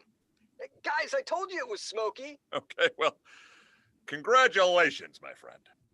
And thanks for calling. There are many ways to prevent a wildfire. Learn how you can do your part at SmokeyBear.com. Only you can prevent wildfires. Sponsored by the U.S. Forest Service, Ad Council, and your state forester. It's the Worldwide Sports Radio Network. You're listening to Down to the Wire on the Worldwide Sports Radio Network.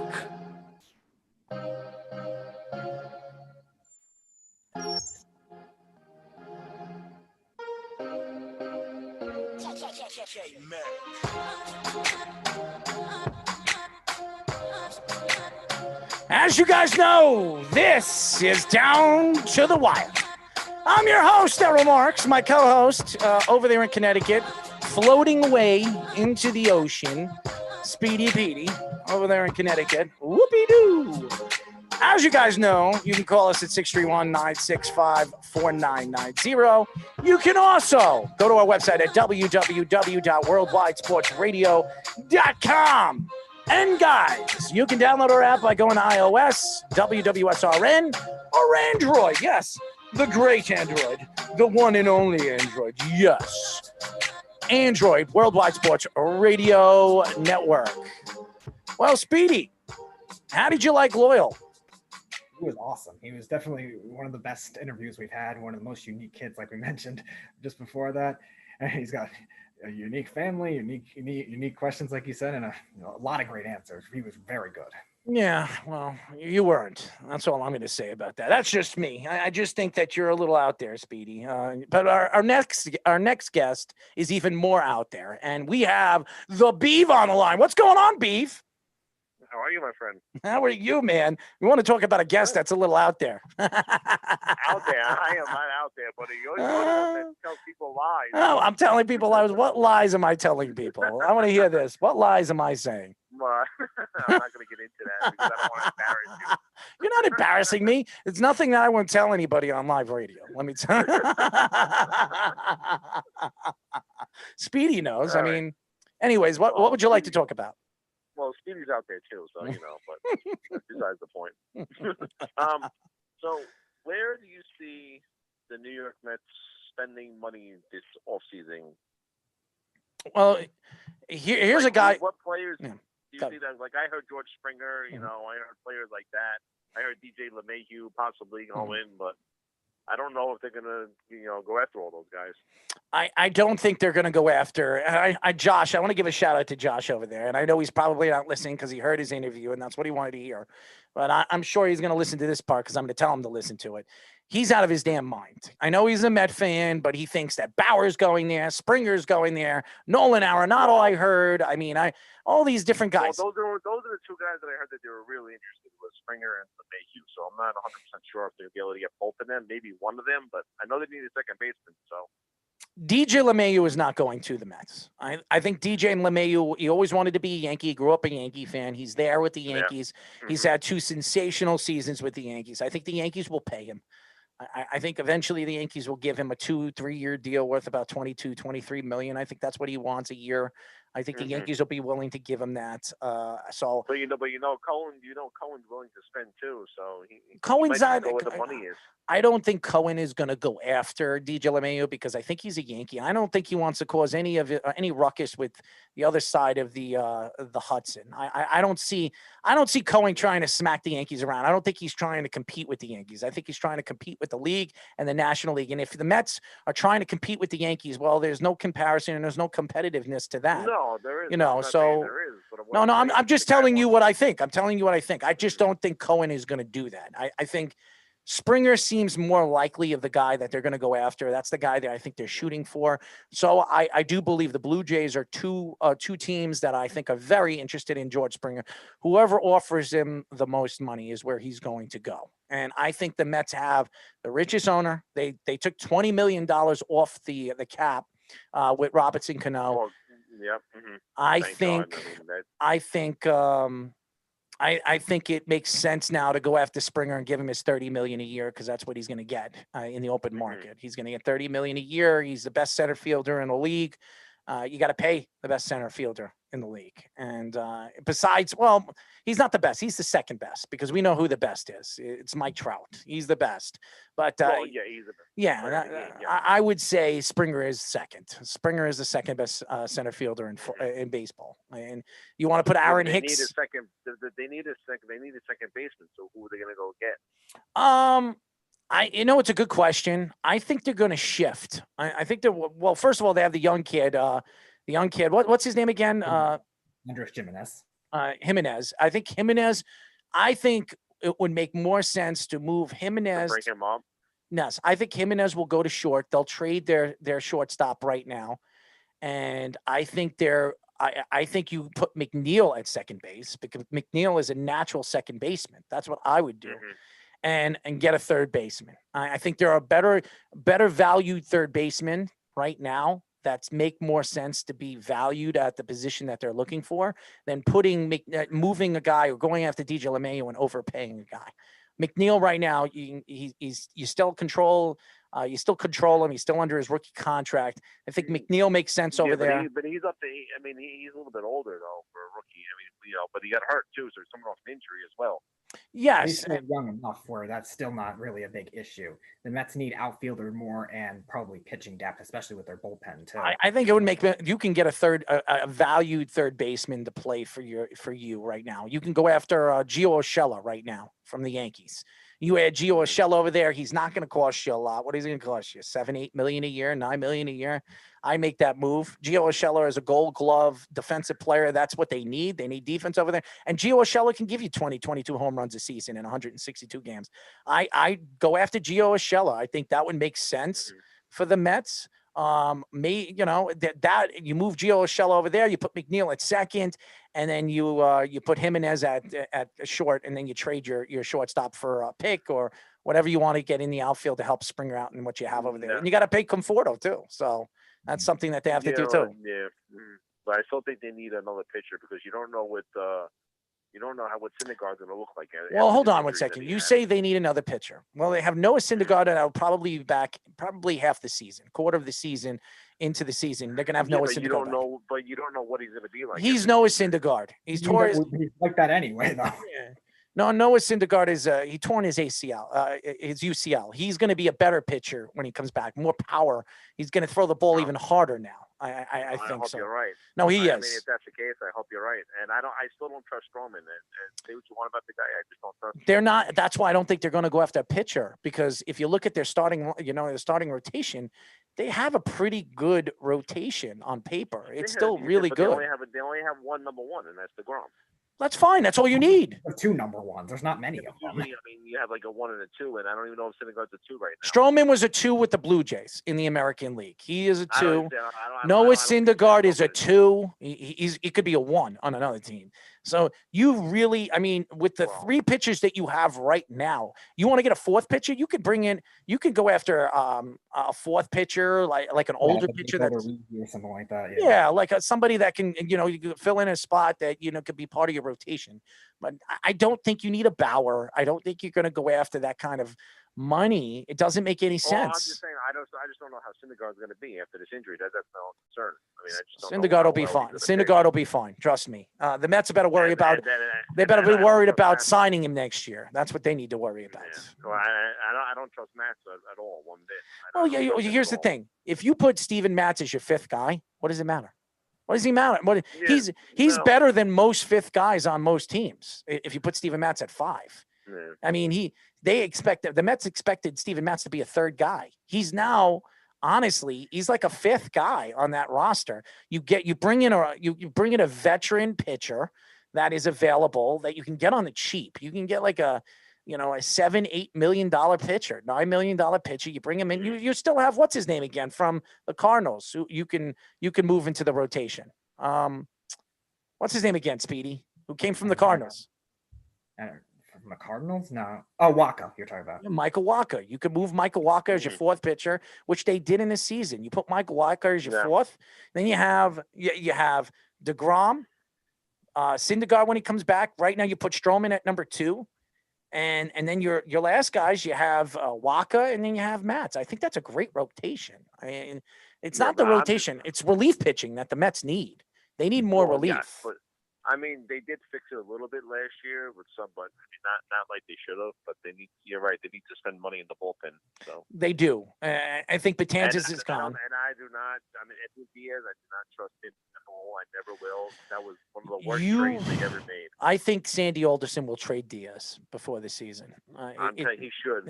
I think he will. Speaking of that, I'm a little surprised. If you listen to Sandy Alderson when they interviewed him when he got the job as the president, and they asked him about the trade that Brody Van Wagenen sent their best prospect for Robinson Cano, and I told you that was the worst trade the Mets ever made. Well, I don't know if it was the worst trade. I just think Diaz hasn't cut it.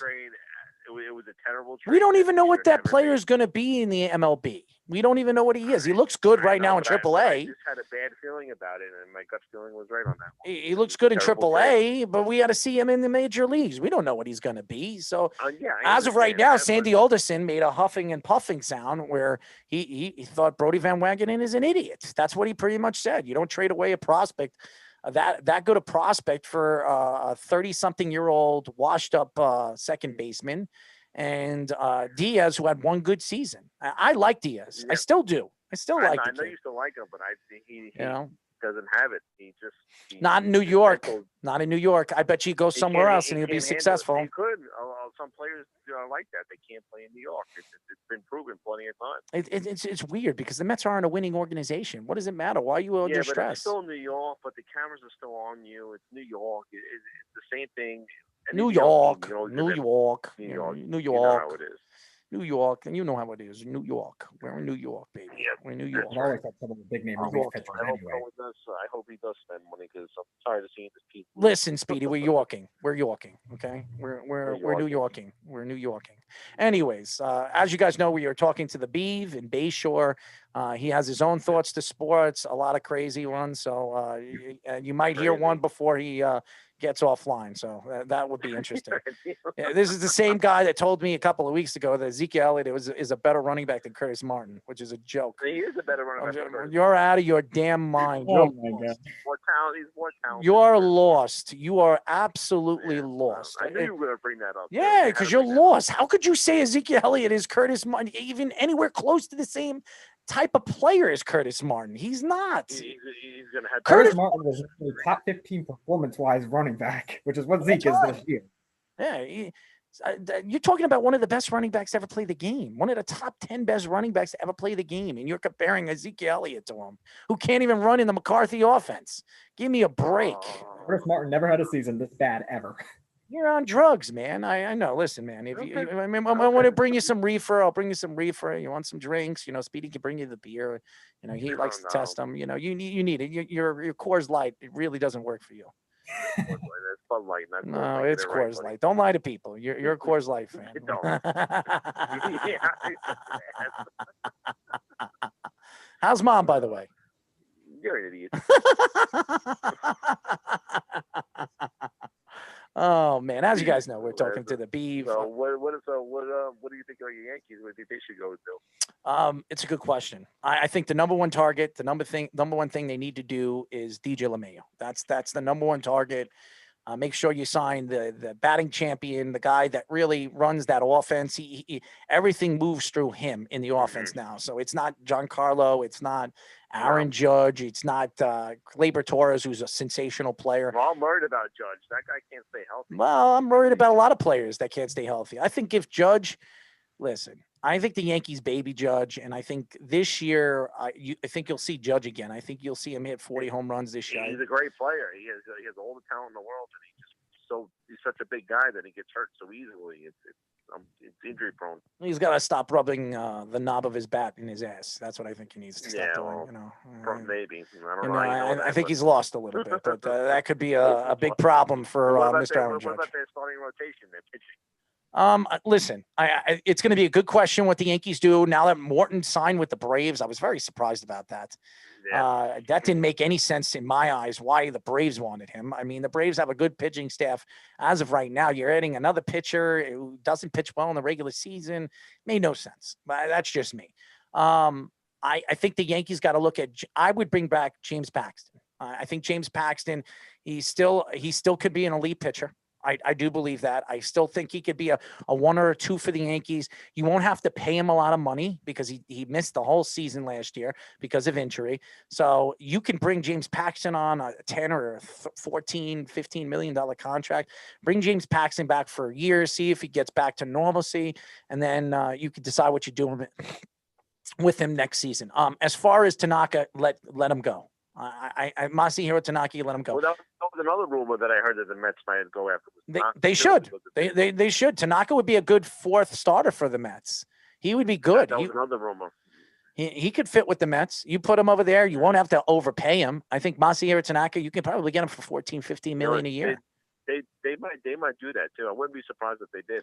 Well, it makes sense. I think Tanaka would be good in the National League. Now that the DH is now put into the game, it benefits him. Is that officially going to happen this year? Yes, it's happening this year. I don't know if it's official. It's definitely leaning that way based on the success of it this year. It is official. It's going to be happening this year. I mean, it'll be there. There's no more pitchers swinging for the ball. So you're going to see DH improvise into the offense. So I think it makes that should have been done a long time ago. Well, and I think Masahiro Tanaka would be a good fit for the Mets. I really do believe that. But the Yankees need starting pitching. They need somebody. I really don't think so. You have Montgomery. I'll tell you already. You still have what's his name again? They got from the Blue Jays. They have J. Happ, and Happ could be your 5th starter or 6th starter for your team. You have Jordan Montgomery, who played very well and pitched very well in the playoffs. He was one of the best pitchers for the Yankees in the playoffs. I like Jordan. Jordan could be your 4th starter. You have Garcia. He's your 3rd. You bring in James Paxton. You have James Paxton. You have Cole. I mean, that's a pretty good. They had the best pitching staff going into the season last year. Everybody thought they had the best pitching staff. Now this year, if you lose Tanaka, you still have one of the best pitching staffs in baseball. So if they stay healthy, the Yankees have a very good pitching staff. But that was their problem last year. Was the starting pitching. Their bullpen was fine. No, their bullpen was terrible. The Yankees bullpen was down though for their standards. There was a lot of guys that struggled. Oh, the Yankees bullpen was terrible. The Yankees had. The year before that, then there was. The Yankees starting pitching was not bad this year. It was the bullpen. That really hurt the Yankees this season. Almost made the Yankees. It made the Yankees lose 7-8 games. They gave up leads in that game because of their bullpen. Their bullpen was horrendous. That's what the Yankees got to look at is bullpen help. That's what the Yankees need. The haters of the world. They need to go after a big name to put in the middle of that that bullpen where you can get them in the 7th or 8th inning and you can dominate and just shut teams down. When you talk to a lot of Yankee fans, they put a lot of blame on Aaron Boone and how he manages. Oh God! Listen, I don't like what Aaron Boone did in the playoffs. Okay, I did not like what Aaron Boone did taking Garcia out. That was a terrible terrible decision. I think that cost the Yankees winning that series. Okay, because I think Garcia would have gotten out of that inning, even given up 2 or 3 runs. They would have won that game because they scored 4 or 5 runs in that game. They probably would have won that game. So it didn't make any sense why Aaron Boone did, but I could say that about Cash. Cash, and the reason why I believe Tampa lost in the World Series was because Cash decided to take out arguably their best pitcher when he was dominating. So it didn't make any sense. So the manager of the year, well, everybody keeps talking about Kevin Cash, who everybody says, quote unquote, is one of the top 3 managers in baseball, cost the Tampa Bay Rays a chance to winning a championship and their first championship.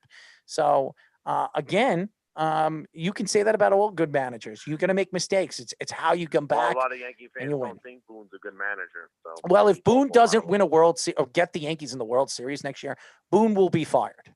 I do believe that. If Boone doesn't get the Yankees in the World Series next year, they don't have to win. If they get into the World Series next year, Boone will keep his job.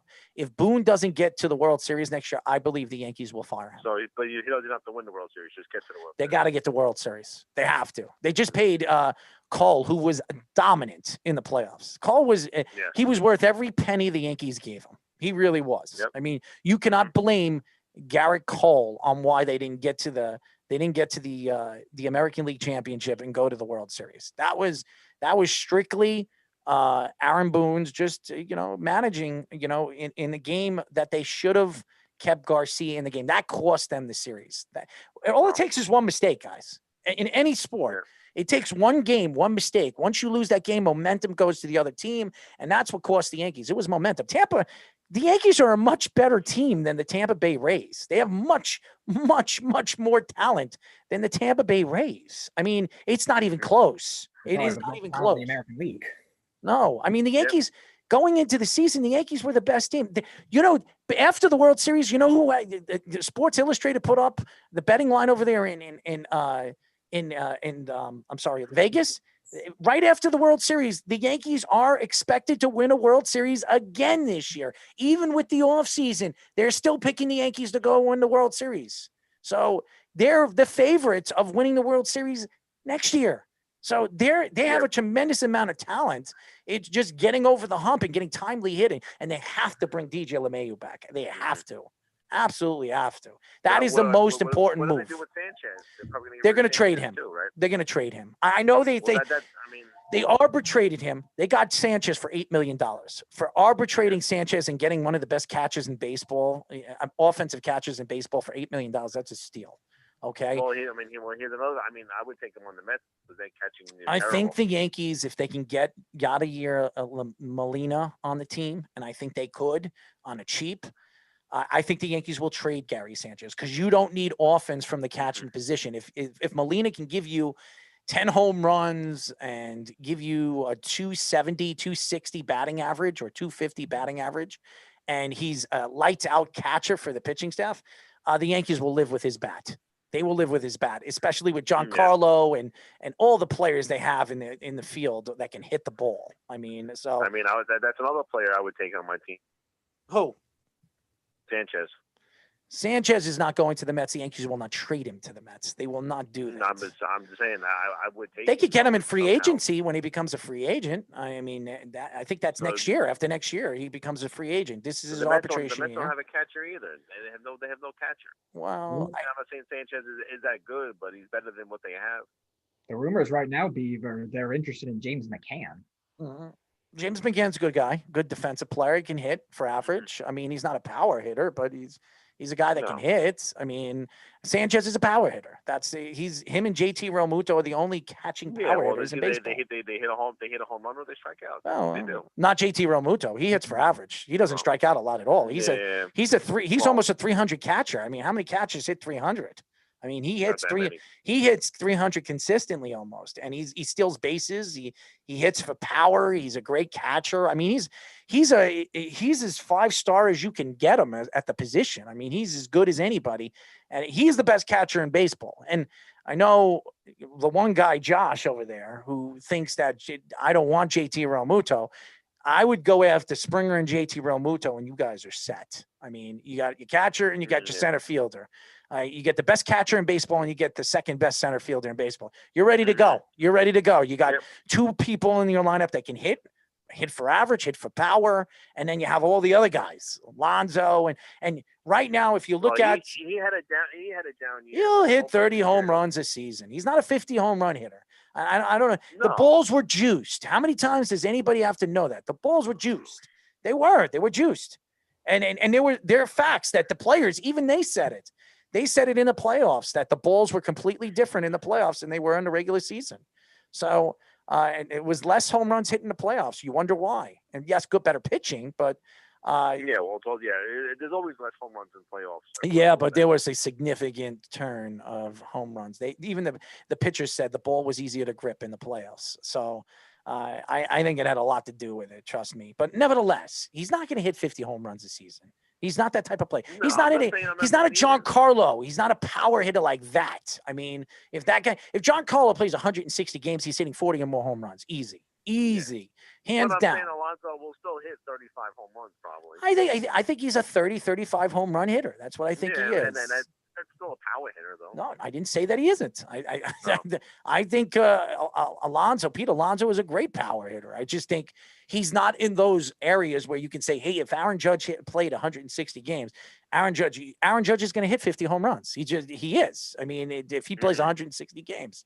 Pete Alonso, he's not that type of player. I think Pete Alonso, he's going to become more of an average hitter. You know what I mean by that? He's going to. And there's nothing wrong with that. That's a good ball player. No, absolutely. I'm going to try to get Mark on. I'm going to try to swing him. Also a great guy with on-base percentage too, Beef. That was something he really grew in despite not having as big of a power year. And you saw in the second half of last year, even 2019 too. Remember where he had that kind of home run drought right after the All-Star break. People thought the home run derby jinxed his swing and all that stuff. Did you send Mark? He got better on base. Did you send Mark the Zoom? Yeah. Yes, I did. All right. So text Mark and tell Mark to join us on the Zoom. You know, we can't get him on the phone. We have the Beav on the phone. So I can get off. He can go on the phone. No. It's fine, Beav. You're on. We'll get Mark on that way. He can come on with the feed. I mean, it's right to him. So anyways, so Beav, that's what I think what the Yankees are going to do. That's where I think the Yankees are going to go. Yeah, possibly. I mean, they could. So be interesting. I'm just waiting for a big move. Usually it happens. No, it's going to happen this week. It's winter meetings. Usually it happens right before Christmas or around. It's going to happen at winter meetings. I don't be surprised by Sunday or Monday. You're going to find out where I think George Springer will be the first person off the board. Once George Springer comes off the board, that's when you're going to see everything start to tally. You're going to start seeing people drop. Springer will be the first person off the board. There are about 4 teams heavily interested in George Springer. Not just the Yankees. I heard the Cardinals are interested in Springer. I heard the Cardinals are interested in Springer. I heard Houston's still interested in him. I don't know if he's going to go back to Houston because I don't think they're going to have enough money to pay him. And I think the Mets and I think the Red Sox, they're another team. Don't be surprised if the Red Sox make a move for Springer too. They got the money too, and I think Cohen has the most money. I think Cohen has a number where he thinks he's worth, and if he goes over the number, he will not bring him in. I think Cohen's that kind. He's an analytic guy, and he wants to. It's all about understanding how money moves and what makes more sense for money. He's going to open up his pockets more than the Wilpons are, but he's going to look at it as a benefit on growth and revenue too. So I think he'll offer him a certain amount of money. If it's the highest that he gets, he's going to go there. Whoever is the highest bidder is going to get George Springer. And I think George Springer has a very good chance of being a Met. I would say there's about a 70% chance George Springer is a Met. So that would be nice if they do something like that. So. They're going to get him. I think Cohen is willing to spend $30 million on him. I don't know if a lot of teams are willing to do that. I don't know if the Blue Jays are going to do that because they're going to have to pay their young guys very soon. Like you said, the Cano thing was the best thing that happened to the Mets. So. Yes, because I do believe that $20 million that they're not going to spend, they're going to be able to use it in different ways to benefit them. Yep. I think, and that's why Tanaka makes sense. Take that money that you would be giving to Robinson Cano and pay Tanaka with it. And then I would put Bass in the bullpen. You know, or you put Michael Wacha. You put Michael Wacha in the bullpen, and you put Tanaka there. So you could do a lot of things. The Mets should have never got rid of Zach Wheeler. That was a huge mistake.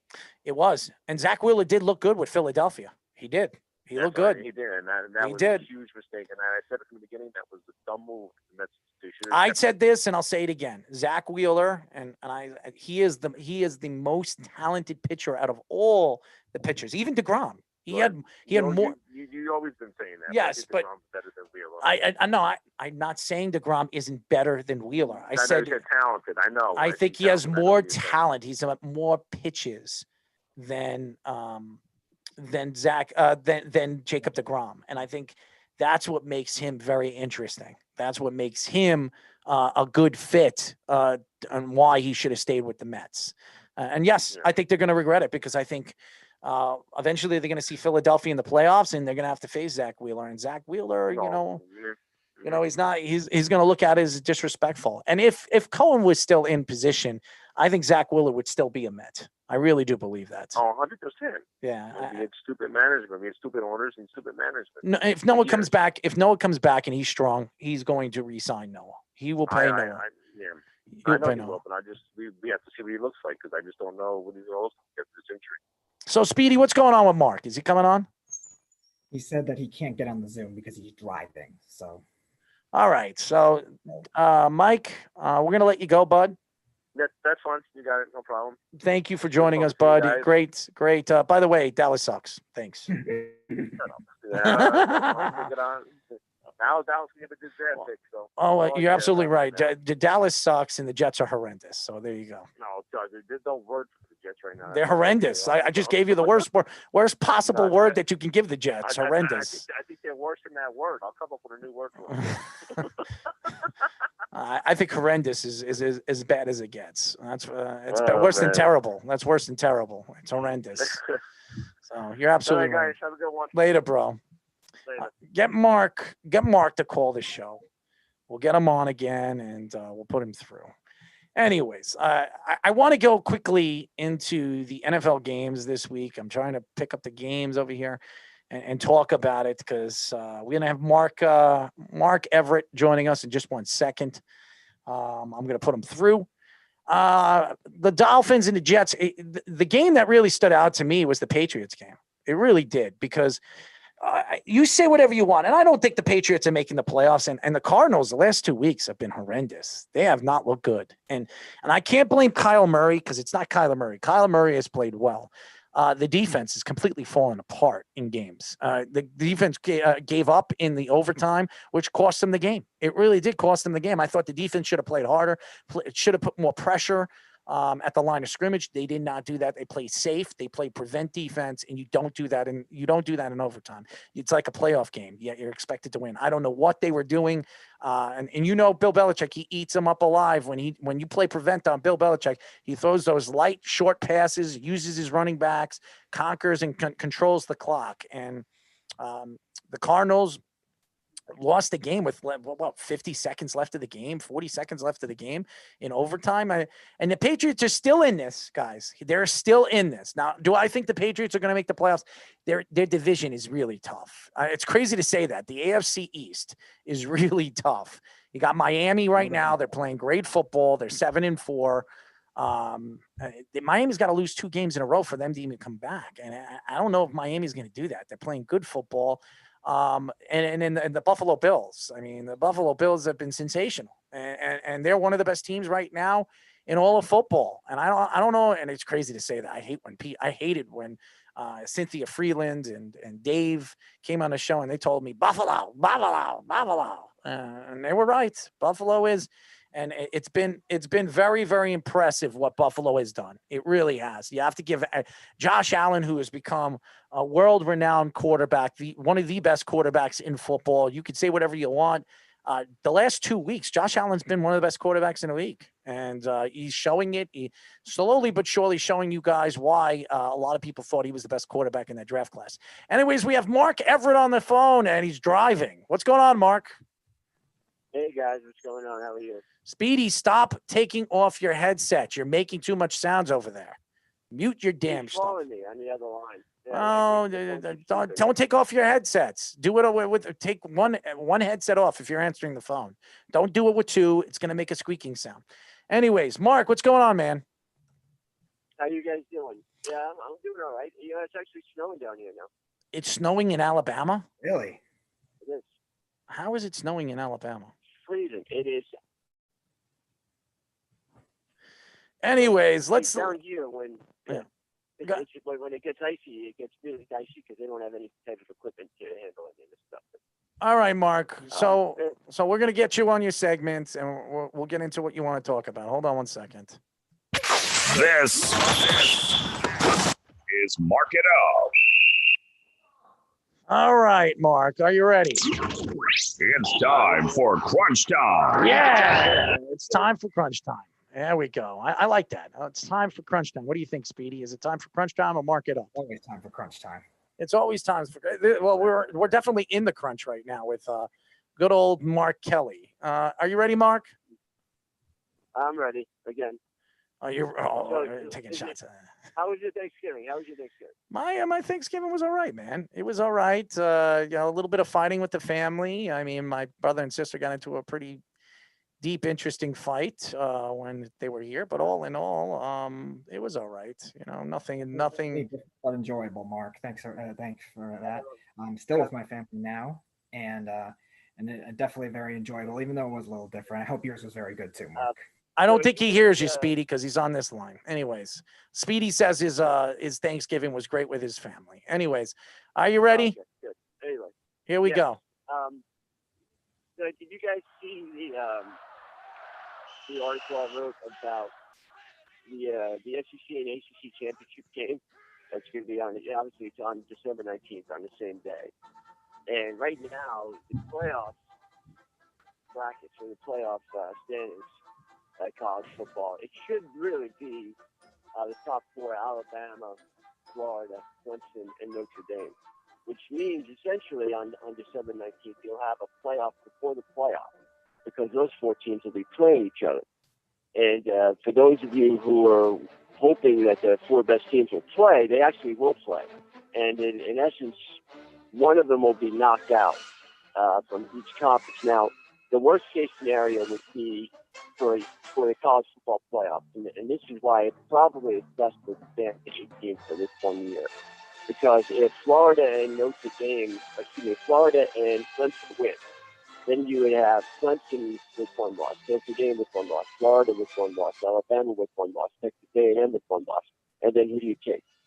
Because each team would have an advantage over the other. Alabama would have the advantage over Texas A&M, Texas A&M would have the advantage over Florida, and Florida would have the advantage over Alabama. So it would be an absolute nightmare to try and decipher that. Plus, you would have the Big Ten complaining about Ohio State, even though they're only going to play at most 8 games. And you'd have Cincinnati probably undefeated, and the AAC or whatever conference that they play, the AAC, probably they can play too. And Mark, who's going to make it to that Final Four. Clemson, Alabama. Clemson is going to beat Notre Dame in the ACC championship. They absolutely are. I absolutely believe that. And Notre Dame would, don't you think that if Clemson beats Notre Dame, that creates a heck of a scenario? Because Notre Dame you can make an argument Notre Dame deserves to be in the playoff if all they did was lose to Clemson. When the other teams they're competing against also have 1 loss. No, I think if Notre Dame loses against Clemson and they only have 1 loss, I still think Notre Dame will make the playoff. I do. I think, first of all, they'll put fannies in the seats because it's Notre Dame. They have a huge fan base around the world. They're like college football. They're like the Cowboys of college football. Yeah, they're like the Yankees of college. So if Notre Dame makes it to the Final Four, you know how many fans that would draw to watch it on TV? It would be huge. So if Notre Dame has 1 loss and they lose the ACC championship, Notre Dame will still make it. Georgia has 2 losses. So Georgia's not making it. They're not making it all unless other teams come back. And they have the most talented, in my eyes, they have the most, besides Clemson, they have the most talented team in the nation. And the fact that they have 2 losses, Well, no, Clemson doesn't have. Clemson only has 1 loss. No, I'm saying that. I'm saying that Clemson has the most talent in the nation, but behind Clemson, Georgia would be the second most talented team in the nation, and they have two losses. I think they do. I think they have more. They have more first round draft picks than Alabama does this year. They're not better than Alabama. They're not even close to better than Alabama, and they're not better than Florida either. I mean, Florida they lost to both teams pretty handily. So you can't say. I mean, it took a while for you to figure out their quarterback problem. If they would have had JT Daniels early in the year, they probably would have fared better. But they went up against Alabama with Stetson Bennett, they were Florida, and they just couldn't put up the type of points that Florida and Alabama can. Because those are real two unbelievably well offenses that just can put up points so easily. And also, Daniels had only the one game so far, so you're judging that as being a savior. They might be able to now, but it's too late. They've already lost 2 games, and they're not even making the championship game.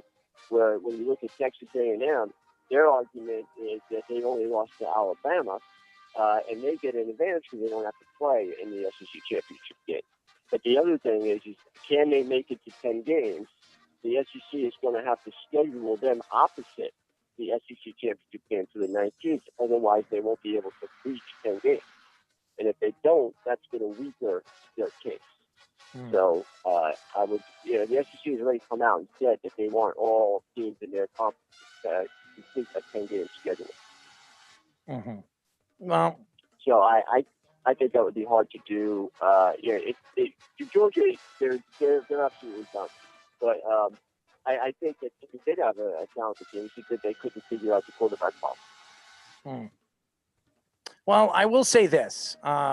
It's going to be very interesting for the next 2 or 3 weeks of college football for the national title game. I'd like to see – I would really like to see Clemson and Alabama again. I would love to see it again. Yeah, that'd be great, right? It would be back. That would be 3 years in a row. It'd be 3 years in a row to see Alabama and Clemson in the national title game. And this has an opportunity for Trevor Lawrence to walk out to the limelight and show everybody why he's the number 1 draft pick, why he is the best quarterback we've seen since Andrew Luck. That's what we want to see. I want to see Trevor Lawrence in a national title game. That's going to be fun. I think that most of the nation probably thinks that way. I think Clemson with Trevor Lawrence, clearly they're right up there with Alabama. It's not better than Alabama. And then you have kind of everybody else. I do think Florida, though, can make a case. They beat Alabama. They can compete. And they can score with Clemson, too. So that would be a great matchup as well. But it's going to be interesting to see because if that happens, if Alabama beats Florida and if Clemson beats Notre Dame, obviously Clemson would go. You can make a case for Notre Dame. You could definitely make a case for Alabama, who should be there no matter what, even if they lose to Florida, because how they've dominated this year. And then you have, to me, the 4 best teams playing. But you're already getting the 4 best teams playing because they're all playing on December 19th in the ACC championship game and in the SEC championship game, which in essence will eliminate somebody. Well, I think the 4 teams that you mentioned are probably going to make the playoff. I think Alabama's definitely, Clemson's definitely, Notre Dame will definitely, even with 1 loss, Notre Dame will make it. And I think Florida. Those are the 4 teams that are going to make it. I think Florida could beat any one of those teams. I think Notre Dame, if they play Alabama, they'll get eliminated. If they play Clemson again, that's 3 times in a row they play Clemson. I think they'll lose both games. If Trevor Lawrence is playing in the game, I think Clemson wins. I think even though it wasn't the quarterback's fault when they beat Notre Dame, when it went to overtime, it was the defense's fault. It wasn't. The quarterback played well. The quarterback played very well, 365 yards or 355 yards. He played very well. So it wasn't. But Trevor Lawrence puts a different presence on the field. He makes the big plays when he needs to. Even though in the last year in the national title game, Trevor Lawrence did not look good. Okay. And we all know that he did not look good. And that was a huge, huge difference when we saw the big picture of what we saw in his rookie season, his freshman season. So, well, I think what you said earlier is true. I mean, they played in 2015, they played in 2016, then they played in the national semifinal in 2017, they played in the national championship in 2018 as well. Last year, they had a year off because Alabama didn't make the playoff. But this year again, if they play in the championship, that'll be 4 of the last 5 years that they play in the college football playoff. And that to me is the elite matchup right now in college football is Alabama and Clemson. But I will say this, if Florida loses to Alabama, Florida sucks, so they'll have 2 losses. So it would have to be somebody else to make up that 4th spot. And that could go to, I don't think Ohio State deserves it because the Big Ten hasn't played a full schedule. So this year, a full schedule is at least 10 games, and they won't reach that. So I don't think they deserve to be there. You can make the case for Texas A&M if Florida loses that they should be that 4th game. All right, so let's get off college. What do you think about? I'd like to hear your take. I'm going to lower this. What did you think about the Jets? I was on. I saw it. I'm sure people watch Weapons. And, I don't. I mean, what do you want to say about them? I mean, we talked about the fact that Sam Darnold had a lot of his weapons taken away. But Is Darnold gone? Darnold gone? Is he gone? I don't know. I can't say definitely yes. Here's the one thing. Even if they draft Trevor Lawrence, if they don't have a coach in there that knows what he's doing, it's not going to matter. So they got to get, first thing they got to do is fire Gage when the season's over, and then get a really good head coach who can develop a quarterback, whether it's Trevor Lawrence or whether it's Sam Darnold. I think it makes a lot of, and I will cut in one quick second. If I were the Jets, if you can't get Eric Bieniemy, go after a college coach. I like him. If you can't get Eric Bieniemy, if you can't get Bieniemy, which might not happen, he might be interested in the Atlanta job. He might be interested in the Houston job. I don't know. I think the Jets are going to have a lot more opportunity for him to win than both those teams. But I think in the big picture, if you can't get Eric Bieniemy, you go into college and you look for a college coach. Fitzgerald, whoever you want, the Iowa State guy. You want to bring Jim Harbaugh in? You have to interview Jim Harbaugh. You be stupid. Absolutely. You be stupid not to interview him. You have to interview him. You have to do your due diligently this year. Because if you think Jim, and Speedy's laughing, but it's true. Jim Harbaugh, he has worked.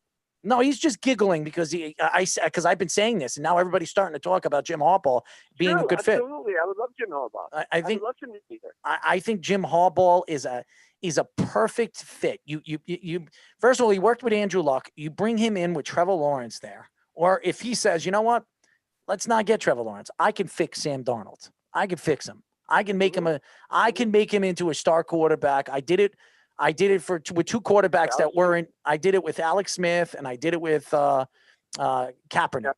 Yeah. So I did it with both those guys. I went to an NFC title game with Alex Smith, and then I went to a Super Bowl with. I was one play away from winning a Super Bowl with Colin Kaepernick, and Sam Darnold's better than both of those guys, more talented than both of those guys. So he might say, you know what, I can fix Sam. I don't think we need to move him. I can fix him.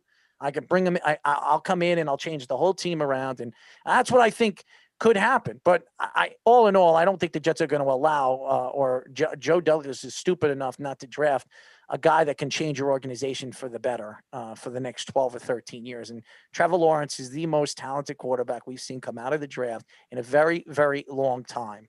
And even though it's the Jets and they're screwed up quarterbacks, I don't think there is any way you can screw up this guy unless he gets hurt. That is the only way this guy won't be successful in the NFL. I think he's 110% the guy that they have to gun for if they have the number 1 pick. It would be stupid if they don't do that. Well, would he be successful under Adam Gase? No. No, but I think he'd be better. I think he'd be better than Sam Darnold is right now. I think he would. I think he'd play better than Sam Darnold. I think because he's more accurate. He wouldn't be throwing the pass to Howard when it's double coverage and a guy running the route. You saw him moving into the route and he still threw the ball. I mean, he forced the ball in so many different areas. I'm sorry? I like your idea about Harbaugh. I think that's a guy who has proven that he can rebuild the program. He took it over a 49er team that was absolutely god-awful in 2011, and he turned them into a winner. They got to 3 straight NFC Championship games, including 1 Super Bowl. So I think that's the guy the Jets go after. A proven guy who's been successful in pros. Now, I mean, not everybody's good at college. You saw David wasn't a good pro coach, but he's a great college coach. So it matters sometimes what you coach. And I think Harbaugh is definitely better at the pros than he would be at college. He's not a good recruiter. He's not like a great personality. He's kind of a rugged guy. Not everybody likes him. So I think he'd be perfect. I think he'd be perfect for the Jets. The only thing that I think the press will eat him up alive, and I don't think he's going to like the press here. He's like Adam Gase. He doesn't like to answer questions. But I think it'll be really, really funny when he has to answer and somebody pisses him off and how you will attack that person. I think he'd be really, really funny to watch. He reminds me of Bill Belichick. He doesn't like to talk to the press. He doesn't care for it. I remember when he was coaching and they played the Lions and he got into a fight with what's his name again from the Jim Caldwell. Not Caldwell. What was it? Was it Caldwell? No, it was Schwartz. Speedy who? Schwartz. Yeah, Schwartz. It was Schwartz. Yeah. Jim Schwartz. I like that grit. I think the Jets need a guy that's gritty, mean, is going to get the best out of the players that he has. I think he would fit with Joe Douglas. I really do. I think Jim Harbaugh was the guy that I've been saying for the last couple of months. I haven't been hitting behind it. Now all of a sudden, all these analysts says, "Oh, maybe Jim Harbaugh. Maybe Jim Harbaugh. He's having problems over there in Michigan. He's had one of the best recruiting classes for the last 4 years. They haven't gotten over the hump. They haven't been even in the Final Four. So I think that." Yeah, they've been awful. Maybe he's not a college coach. I think he would. I don't know why he went to college. I think he fits what the NFL, is looking for a coach. I think. Yeah, 100% right. I think 100% right. I think he would work better. I think he works with professional quarterbacks. I think the game he was a quarterback and he played in the league for many, many years, and he was a good quarterback in the end. He wasn't one of those guys like Frank Reich who was a backup quarterback for Boomer Esiason. I mean, he never really got to play, or Jason Garrett who never got a chance to play. I mean, you're talking about a guy that was a very good quarterback, that was an 8-year starter, he was a Pro Bowl player for 2 seasons. I mean, this guy was a good quarterback. So, so I think Jim Harbaugh would be a perfect fit for the Jets. I just don't know if the Jets are going to do it. I think Joe Douglas is going to bring in a guy like the Iowa State guy or Fitzgerald from Northwestern. He's going to bring in a guy that is not the brightest. He's not the brightest shining star out there. But I look what Joe Judge is doing with the Giants. I mean, look what he's doing. I never would have thought. I mean, it's 4-7. Yeah, but look at what they've done. Look at the transition of what the Giants are doing in the last 4 games. I mean, their defense. They're better now. Their defense is ranked in the top 5 in every defensive statistic in the last 4 games. I mean, they're getting to the quarterback at will. I mean, their defensive coordinator is going to be interviewing jobs too. I think watching what the Giants have done defensively, why wouldn't you interview the defensive coordinator for the Giants? You absolutely have to. Yeah, no, you're definitely better. I think they should win the division. They're probably the best team in that division, the very least division though this year. Doesn't matter. All you got to do is get into the game. If you get into the game, you've seen teams go. The Giants being one of them. The Giants going in. They won 9 games. All the Giant fans, and they had no reason to be there. And I remember in 2007 when they beat the Jets. And they beat the Jets. Victor Cruz had that unbelievable run. I was at the game, and then after that game with the Jets, they got into the playoffs and they surprised the world. They're the only team that was outscored during the season when the Super Bowl. But like Bruce Coslet said when the Jets made the playoffs as an 8-8 team in 1991, we might be the ugliest girl at the dance, so we're going. That's it. It's all about making it's all about making the game and then worry about who you're playing. Because that defense, if they're playing at the top of the game and they're running the ball with that offensive line like they have been, they control the clock, which you need to do in the playoffs, aka Tennessee, 85 yards, the most yards he threw in all the games, all the way to the AFC title game, Ryan Tannehill, and they almost were in the Super Bowl because of defense and because of the running game. If the Giants can control the run, even with Gallman, the way Gallman has played the last couple of weeks, he's been unbelievable. Gallman is averaging 80-something yards a game for the Giants when there's no Saquon. It's sensational. And if they can get anything out of Evan Ingram and Sterling Shepard and Golden Tate, don't be surprised. And Daniel Jones is just like Eli Manning. To go into the playoffs, and everybody thinks they're a joke, and then they go all the way through with the playoffs. It'll be hard. I think this is First of all, the AFC is going. How could this is the first time I'm going to say this? It will be harder to get through from the AFC to the NFC this year. I think there are more talented teams in the AFC than there are in the NFC. How crazy is that? Tennessee, Yeah, you're right. Pittsburgh. I mean, go through that. The Chiefs, Buffalo. I mean, you're talking about the best teams in football coming from the AFC. All of them. Go look at it. Buffalo. I mean, they're who's better than the AFC right? The NFC is not better than the AFC. I'm sorry, they're not. I'm sorry, Speedy. What did you say, Speedy? I said probably only the Saints are definitively better than those teams. Yeah, the Saints. Yeah, I don't even think the Saints are better than those teams because they don't have Drew Brees, and you don't know what Drew Brees is coming back as. So honestly, I think the 4 best teams going to the playoffs, the 4 teams that have two-way football, that play two-way football. The Buffalo Bills, they play two-way football. Tennessee Titans play two-way football. They're getting better defensively so far. I think the Rams have really starting to stick out to me like a sore thumb. They've looked better. Yeah. I think they've looked really, really good. But they lost yesterday. They lost to the Niners, though. That's fine. You're not going to win. Listen, you're not going to win every game. I still think if I were to bet a team to come out of the, besides the Saints to come out of the NFC, it's the Rams. I mean, the Rams have the most depth in their offense and their defense. So I'm going with Aaron Donald and what he does and what kind of crap he causes at the line of scrimmage. So I'm going with the team that has a better defense. Now, if the Rams don't run the ball very well, that will cost them in the playoffs if they can't run the ball because you got to run the clock out. That is the only advantage to some of these teams. But Seattle hasn't run the ball very well this year. Arizona is the only team in the NFC so far that really has stood out to me besides the Saints that can run the ball. That's it. So. And they've fallen apart. And the Giants. They're running the ball. All their offense is coming from their running game, really. Everybody forgets about Pittsburgh, and they're undefeated. And I don't think they're better than Kansas City, but that's you're right. It could be a great playoff. The AFC is going to be fun, and the wild card teams, whoever sneaks in. These wild card teams are going to be really, really good in the AFC too. Baltimore, they're coming in as a wild card team. If they get 100% healthy, they're going to be scary because they have the most talent in the AFC. They have the most talent when they're healthy, the most all-around talent in the AFC. So if they squeak in and they get in as a wild card, I would not want to play Buffalo in the first round. I mean, not Buffalo, Baltimore in the first round. I would not. And they're not winning the division now because you're seeing what Pittsburgh is doing. So they're a wild card team. Yeah. So. And also, it matters too, though, because they have something to prove from last year and the year before. Lamar Jackson, and that's good enough. Sometimes, I remember Pittsburgh in 2005 after they lost the AFC Championship game in 2004 when they were 15-1.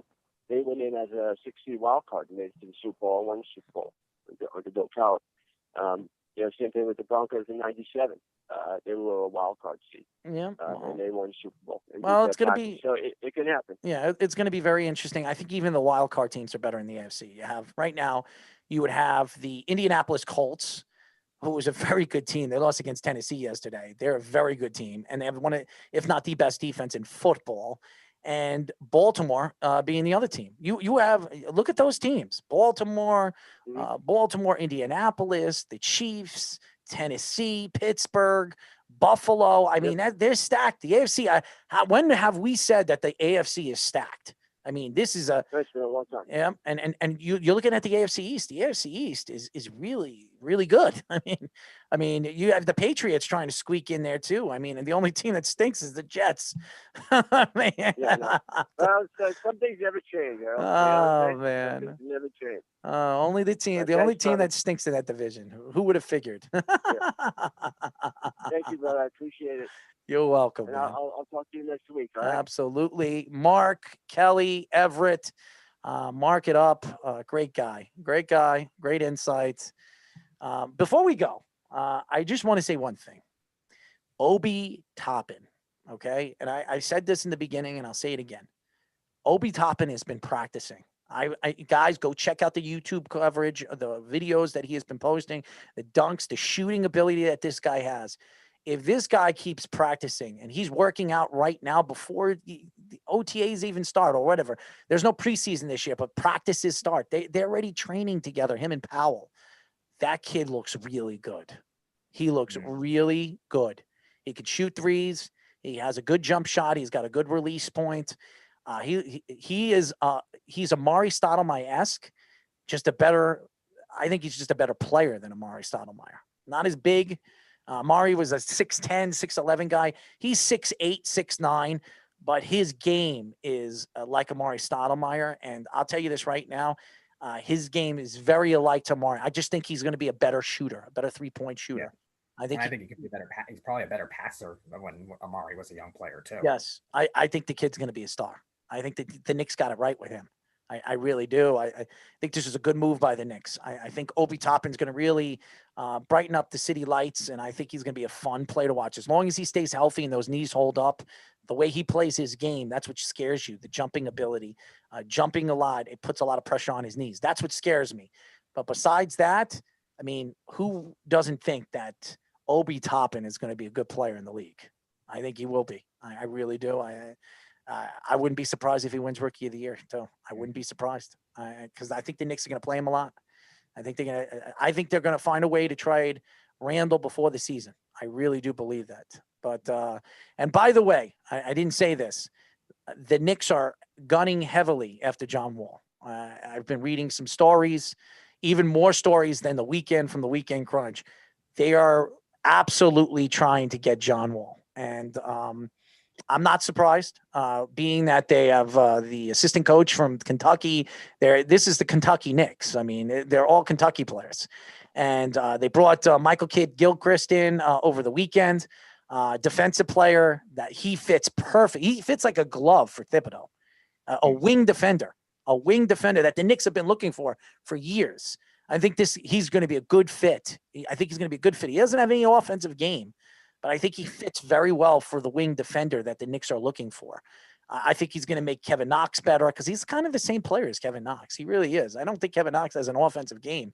I think he has the athletic ability to be defensively. And if the Knicks can turn these guys into defensive pro guys, the Knicks could be a very dangerous team because you do not want to play a defensive-minded team that has players that can put the ball in the net. And they do have guys that could do that. So John Wall would open up the court for a lot of these players. So it's a very interesting story. I'm kind of trying to stay calm and collective with this because I don't know if it's going to happen, but I wouldn't be surprised if Rose before the next 2 weeks land a big time point guard. I think they will get one. I don't know who it's going to be. I don't think they plan that Ntilikina and what's his name again, who they just brought back in for a year. You know, I'm talking about the kid that really was I forget his name. I've got his name. What happened? Dennis Smith Jr. You're talking about? No, not Dennis Smith Jr. The other guy, the other point guard. Trier. What happened? Alonzo Trier. Alonzo Trier. No. They brought somebody else. I forget his name with an E at the last name. I think his E starts with the last name. I forget his name. I'll remember after the show. But Alfred Payton. Yes, that Payton. That's who they brought back. So Payton is the guy that they're planning to be the starter. I do believe that they have something up their sleeve. I think they can move Payton and Randall and maybe a second round pick to get John Wall in there, or maybe a Knox and somebody like that. But I think they keep Ntilikina. I think it'll be smart keeping Ntilikina because I think out of all their young players or young point guards, I think because he's so young, he still can develop his game I think he's an elite defender. If he could develop his offensive game a little bit, I think Ntilikina could be really good. So they're prioritizing perimeter defenders. That's what wins in today's game. Yeah, and he's good. He's as good as they are when it comes to defending perimeters. Defending a perimeter defender. So I'm very intrigued. Anyways, that's it for our show, ladies and gentlemen. We'll be back Wednesday. Speedy will be in the studio, so don't worry about that. Thank you to Mark. Thank you to the Beeve. Thank you to Loyal Crawford for joining us. We really appreciate the great insight with sports and what his career is going to be in the NCAA college football with the Badgers. Anyways, that's it for our show, ladies and gentlemen. Shout out to good old Josh for giving me a headache about the Badgers. But until Wednesday, me and Speedy will be back. So until then, this is Darryl Marks and Speedy Petey saying good night. We'll talk to you then. Good night.